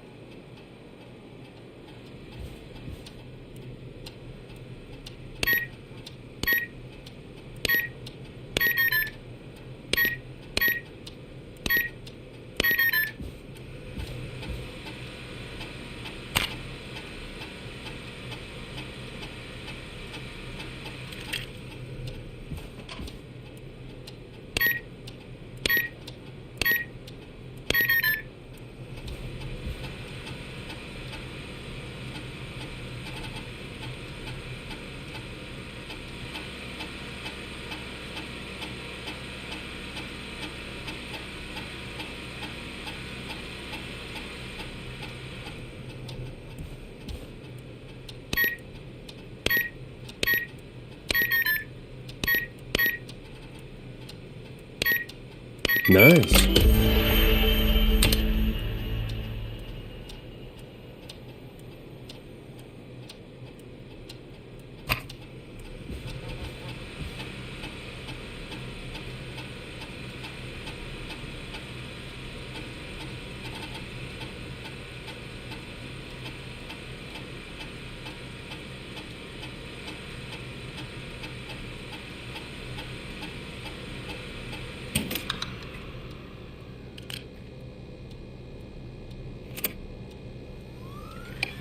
Get a load of this, Peggy. Apparently, I'm a lone wolf type. Forrest, what are you doing? We don't have time for this. We have a man literally dying on the line, and you're more interested in you. You're right, I'm sorry. I need to focus on possible candidates. I can read the rest of this later.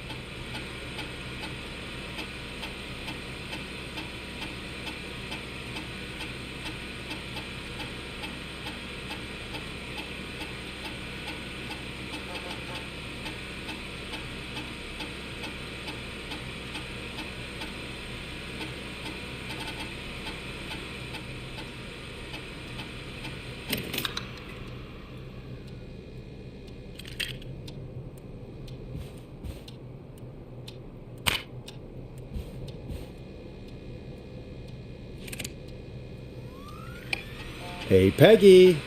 I think Reggie's on to you and Karen.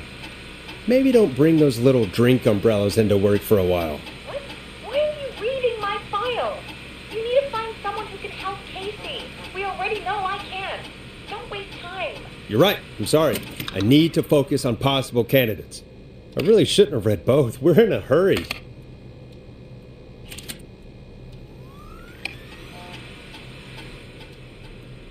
Hey, Peggy, you there? Yeah, I'm here. Did you find what we need?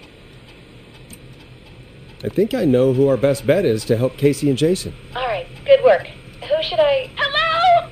Is anybody there? Please, pick up. Casey, I'm here. What's wrong? Jason started going pale. I tried to get him to rest, but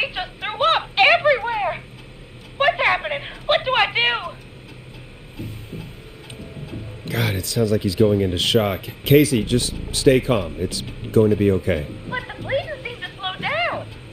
Did I mess up? Jason, I'm sorry. Casey, calm down. You've done everything right. I need you to listen to me, okay? For Jason. What did the nurse say to do about shock? Casey, I need you to elevate Jason's legs. We need to get the blood flowing to his vital organs. Got it. Jason, stay with me. I'm just gonna move you. This might hurt. Okay.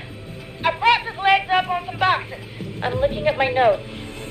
We need to get Jason as warm and comfortable as possible. Do you have anything you could use nearby, Casey? Yeah. I still have some laundry next to me. I'll wrap him in some blankets. Just give me a second. Sorry. Sorry.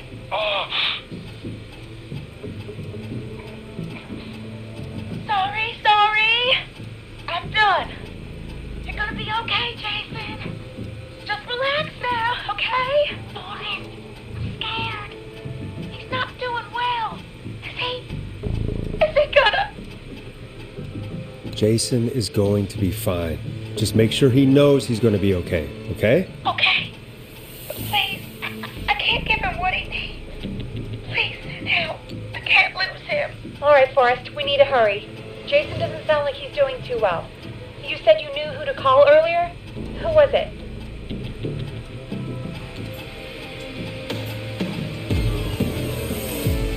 We need to call John Hedges. He lives on Nancy Drive. He didn't really participate in the first aid training, but he's a former war medic. He's probably the most trained person we have. Really? I never really spoke to him before. A war medic, huh? Yeah, and according to Reggie's notes, John keeps all of his old equipment at his house. He's something of a hoarder. All right.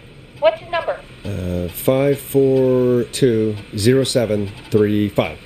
Calling now. Let's hope he picks. Who the hell is this calling me? What time is it? John, it's Forrest Nash here at K-Fam.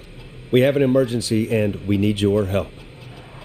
Forrest, if this is a work emergency, then it can wait until the goddamn morning. Just leave me a note like everybody else. John, no, this is a medical emergency. A man has been stabbed by the Whistling Man, or never mind. He's badly hurt and he's going to die unless we get someone to him now. The Whistling Man? What kind of joke is this? John, we're not kidding. A man is gonna die if we don't help him right now. Seriously?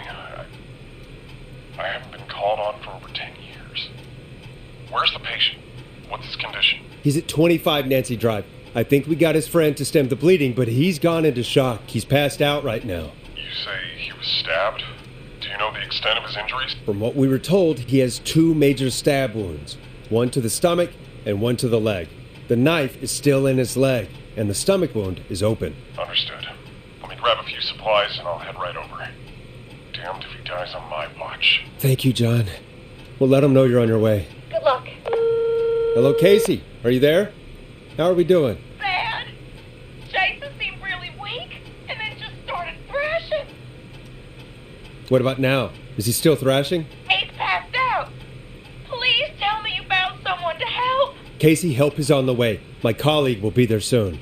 You hear that, Jason? Someone is coming. You're gonna be just fine. Just hold on for me, okay? Just hold on. Come on. Hello, Casey? This is John Hedges. I'm here about Jason. Please let me in. I'm guessing that's Jason there. Casey, I'm gonna need your help. Forrest, Peggy, don't you two worry. We've got this from here. Okay. Forrest, we'll call you back later. I have to go now. Good luck, everyone. God, I hope he's gonna be all right. And with that, the show moves on. We're sending our best wishes to Jason. Well, after all that excitement, I think we could use some music. Come back upstairs when you're ready.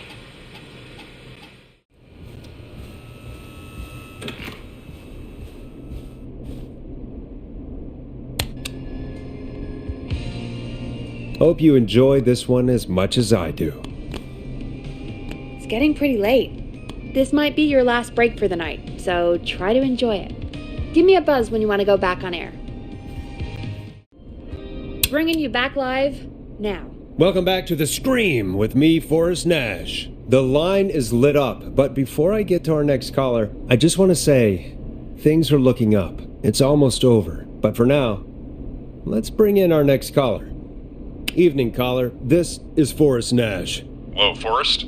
This is John Hedges. I'm here with Casey. I wanted to give you an update on Jason. John! Is he going to be okay? He's a fighter. He'll be fine. We've got him stabilized and resting in a bed. We're preparing to move him to the hospital. Thank you so much. If you hadn't been there, then... God, I don't even want to think about what would have happened. Of course, Casey. We're just happy he's okay. John, Casey, you two did all the work. Tell Jason to get well soon from us, whenever he's up for it. Well, why don't you tell him yourself? Is this Forrest? The one and only. I hope you're feeling better. It's good to hear you, Jason. How are you? Oh, well, I've got a hole in my stomach, and there's a knife in my leg, but John gave me something to take the edge off. So, I might feel even better than either of you.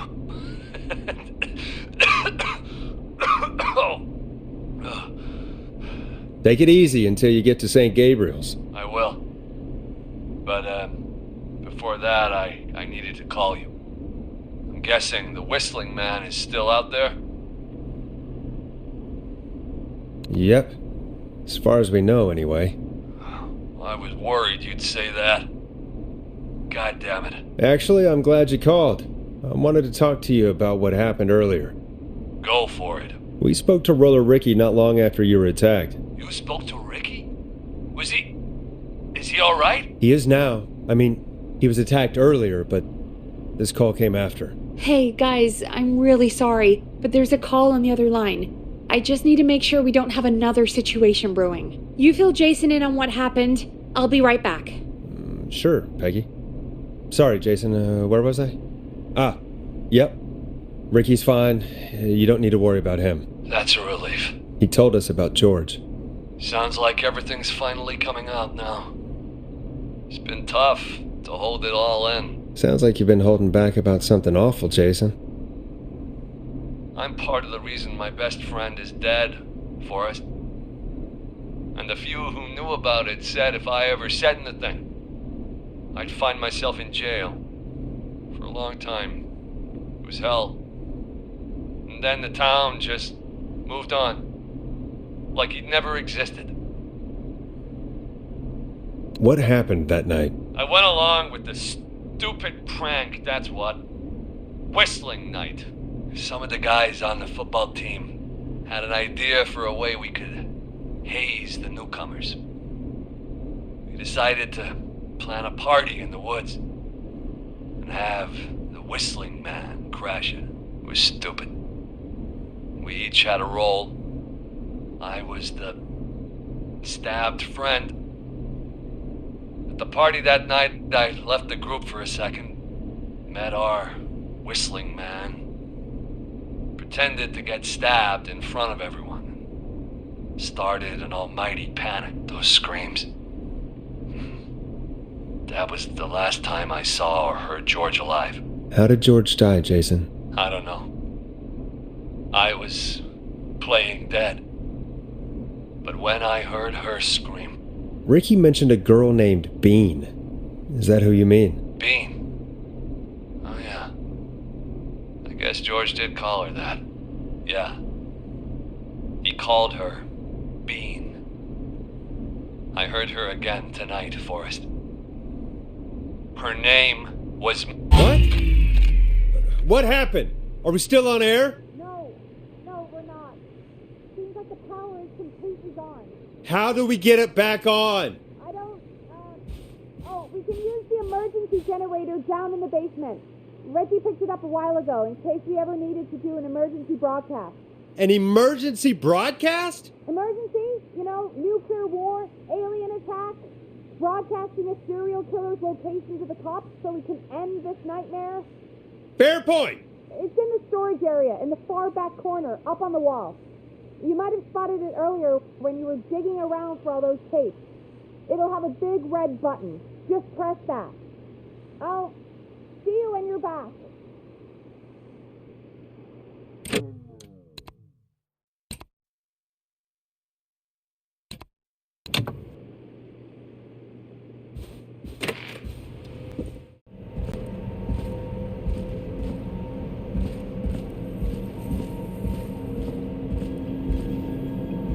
That must be it. Boom! We've got power!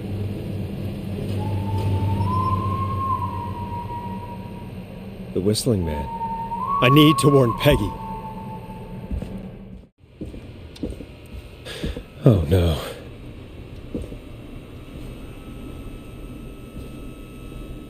Peggy! Where'd you go?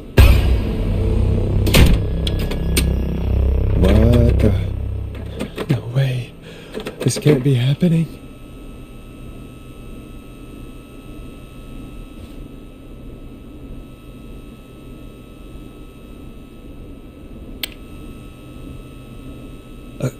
A call. Where's Peggy, Dawn? Have some patience, Forrest. It's almost the end of the night. Almost the end of the show. But it's not over just yet. Got a little time still. So let's make the most of it. What do you mean? Make the most of it how? Well... Huh? I thought we'd end tonight's Whistling Man special with a special guest. The one who started it all. Let me take that out of your mouth and... You crazy bitch! Let me go! Welcome to the air, Mr. Teddy Gallows Jr. Wait. It's all gonna come out tonight, Teddy. Your daddy and his money saved you 20 years ago. But even if he crawled out of his coffin with all the money in the world... Wait, where the hell is Teddy? How are you talking to him if you're here with me? Because I'm not there with you, Forrest. I'm here with Teddy. And if he says where that is, well, he knows he'll get it. Wait, then who am I looking at? Forrest Nash, let me introduce you and all of Gallows Creed to my boy, Henry Barrow. Your son? You mean you... Wait, that he... Yes, Forrest. He and I had a son. So there were two whistling men tonight. Of course! That explains how you were always able to get around town so quickly. And that's how you escaped the secret archives in the newspaper office. Don't think I've forgotten about that, Forrest. I'll keep my sweet boy away like an animal. And Murphy, he was right, wasn't he? He did fight a man. He did. I taught my boy to never run away from a fight. Hang on. Did you say Barrow? Then... are you... Let me just get this mask off. Damn uncomfortable thing. No wonder Mooney went crazy wearing this. There we go. Marie Campbell? George's old girl. Oh. Well, it sure has been years since I last saw. Oh, God damn it. Marie Campbell? So, not Dawn, huh? No, not Dawn. What are you going to... Everyone's gonna know now what Teddy did. He killed George that night. This night. 20 years ago. Listen to me. You're gonna talk when I talk to you. And not a moment before. Meanwhile, Forrest, I'm gonna give you the chance to talk. You're gonna help me reveal what really happened to George all those years ago.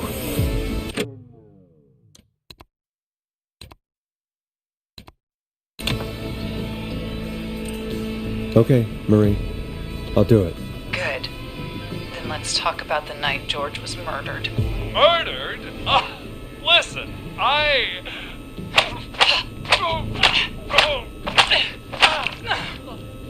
said you speak when you're spoken to. Now, you've done some good work tonight in piecing together what happened to George 20 years ago, and that's why I want you to interview us. Interview you? All right, I can do that. Thank you. I want you to help me and Teddy tell the story, Forrest. Do a good job. And hell, you might be the only one to leave here alive.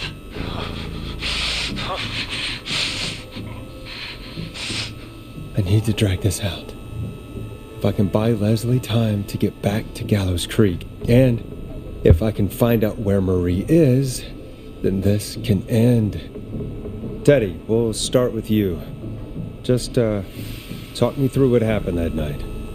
How did it start? How would I know? It was 20 years ago. Hit him again, Marie. What the hell? God damn it.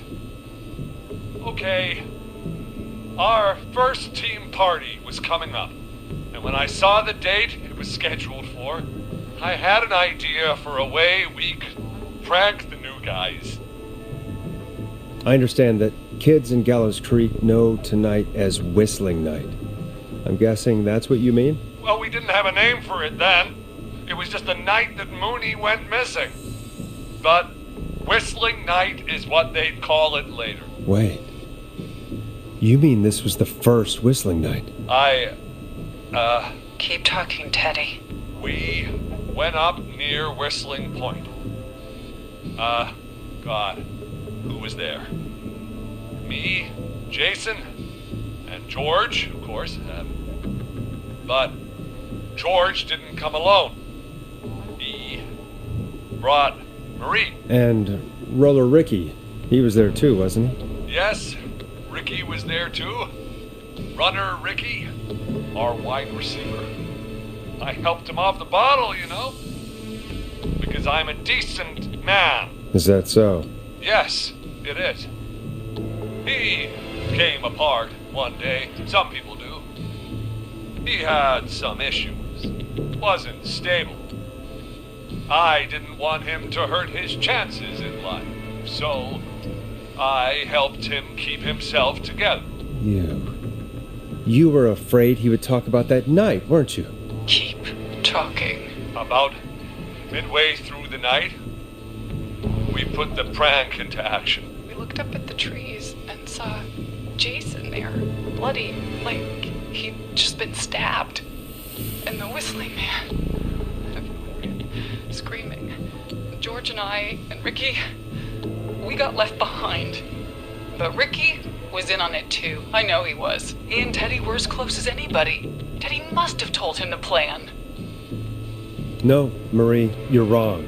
Ricky didn't know. What? Did you miss that part of the broadcast?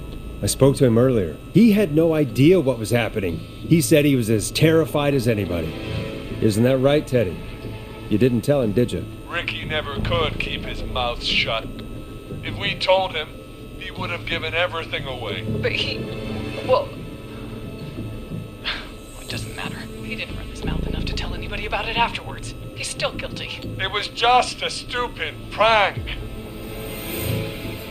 How can you still say it was just a prank? Oh, come on. God damn it. You made George think Jason had been murdered. He thought his best friend was dead. And so tonight you stabbed him for real? It's the role he wanted to play. Jason's still alive, Marie. He was with a friend. We talked her through how to stop the bleeding and got him professional help just in time. Oh. Well, shame he didn't have the good sense to die earlier. He's gonna regret that. Enough about him. Me and George took off running, but somehow we got separated in the woods. I ended up near the bottom of Whistling Point, and when I noticed George wasn't with me, I panicked. And then, I don't know how he snuck up on me, but the Whistling Man grabs me. I scream, and he starts laughing, telling me it's just a joke. I can stall for time here. Who was it, Marie? Who was the Whistling Man? I suddenly recognized it was Chuck. Chuck Brody. whistling man. Laughing away. But then he stops. And he's looking up at the top of Whistling Point. What was he looking at? Teddy, what happened next? Nothing. I mean, it was just... Teddy? George fell off Whistling Point. Where were you when it happened? You pushed him. You were up there. You were dressed as the Whistling Man, too, and... I didn't push him, goddammit! I just chased him up there, and he kept backing up. When I saw he was about to go over, I reached out. That's what you saw. You liar. It's not my fault. He didn't know it was a joke. If he'd had any brains, he would have realized. Ugh, you bitch. No one's going to believe this. After all you did. I believe her. You... What?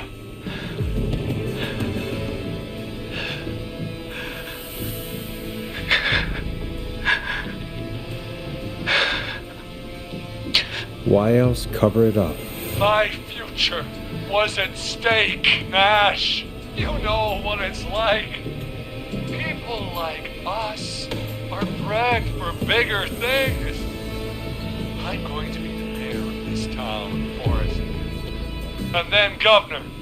And then, who knows? What happened that night was tragic. It should never have happened. But it was a mistake. It was just a stupid joke gone wrong. So my father sent Clive out to clean it up. Why should a blip ruin my future? George was a blip? He wasn't a blip, Marie. His father covered it up from there. I searched for George's body all night, but... Sandra found him the next morning while out jazz running. She found him in the river, but she lied about that to protect Teddy. She said something about her rent going up, unless she... Teddy, did your father own Sandra Sharp's dance studio? It's Gallows Creek, not Sharp Creek. I'd answer the question if I were you, Teddy. Yes, okay. We own most of the town. That's it then. Your father was going to run her out of business unless she lied and said she found him in the reservoir instead of the river. What my father did in his business dealings is nothing to do with me. The false reports. That's why you killed Sheriff Matthews too, isn't it, Maria? Not just to get him out of the way, but... Everyone was in on it, Forrest. Even the coroner wrote a fake report. Said George was drinking. That he just got himself into trouble. And... I saw. I'm sorry. For all it's worth, Virginia didn't have much of a choice. She had a sick sister whose treatment she couldn't afford. She played along with the gallows to save her sister's life. And her own. Even still, she should have told the truth. I did my part. I tried everything I could think of. I even went to the newspaper, but no. That coward killed the story. We'll take care of Maurice Russell later. You've been through hell, Marie. I'm sorry. You've got no idea. Never should have started. I shouldn't have pushed my George off a cliff. I should have been punished. It's coming to a stop. At least for now. Here. Where George and I first met, before he joined your football team, was right after he shot the winning throw. Wait a sec. We're at Gallows Creek High, in the gymnasium. That's right, Forrest. Not that it matters, but yes, we're here. Anyway, I think that about wraps up the interview with Teddy. So... Marie? Where? Peggy! Teddy? You've got to help me. I quiet. You'll talk more later. You only have to talk to someone who mattered more than you ever did. Peggy, it's been so long since I've seen your face. I worried you wouldn't come. Marie! Oh my god. I thought you... And here I was, thinking you'd forgot me. I'd never forget my own sister. Forrest seems lost for words. Want to explain, Peggy? Earlier, while you were speaking to Jason, I got a call. Do you remember? Well, it was from Dawn. She said that my sister Marie was there that night George died, and that I should come to the gym for a reunion. And when you walked in, you found out That my sister is the Whistling Man. Good to see you too, Peggy. Why didn't you tell me any of this? She said that it was my last chance to see my sister. I knew if I told you, you'd try to stop me or come with me when we need you on the radio. And I just... I'm sorry. This has to be a lot for you. What happened to you, Marie?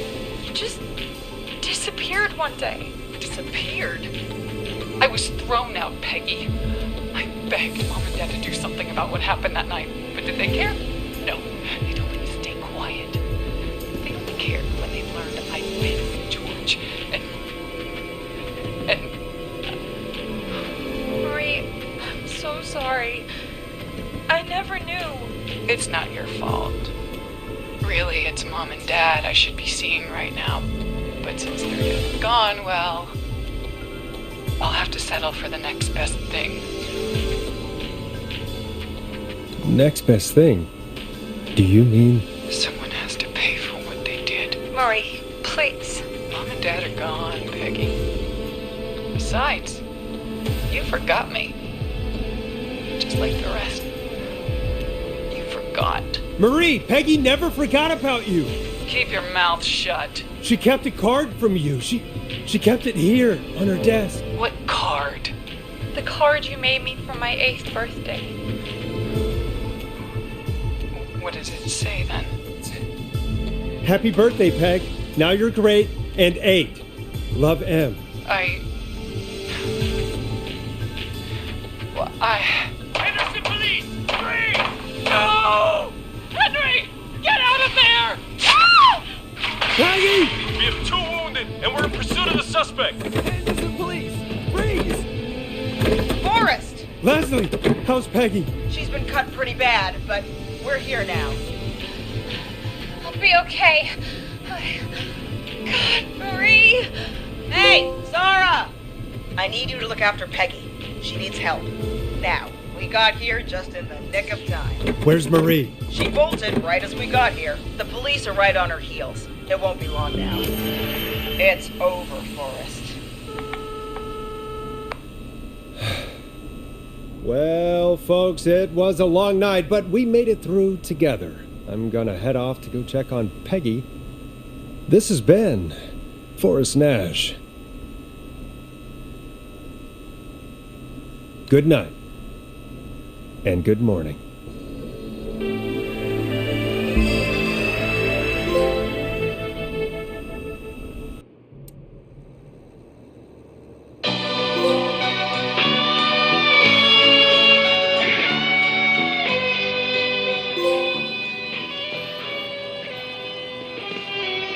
In the dead of night, I can hear you calling for me, and there's nowhere to run. This is Officer Trout. Come in. One suspect is in custody. We've trailed the other suspect into the nearby woods.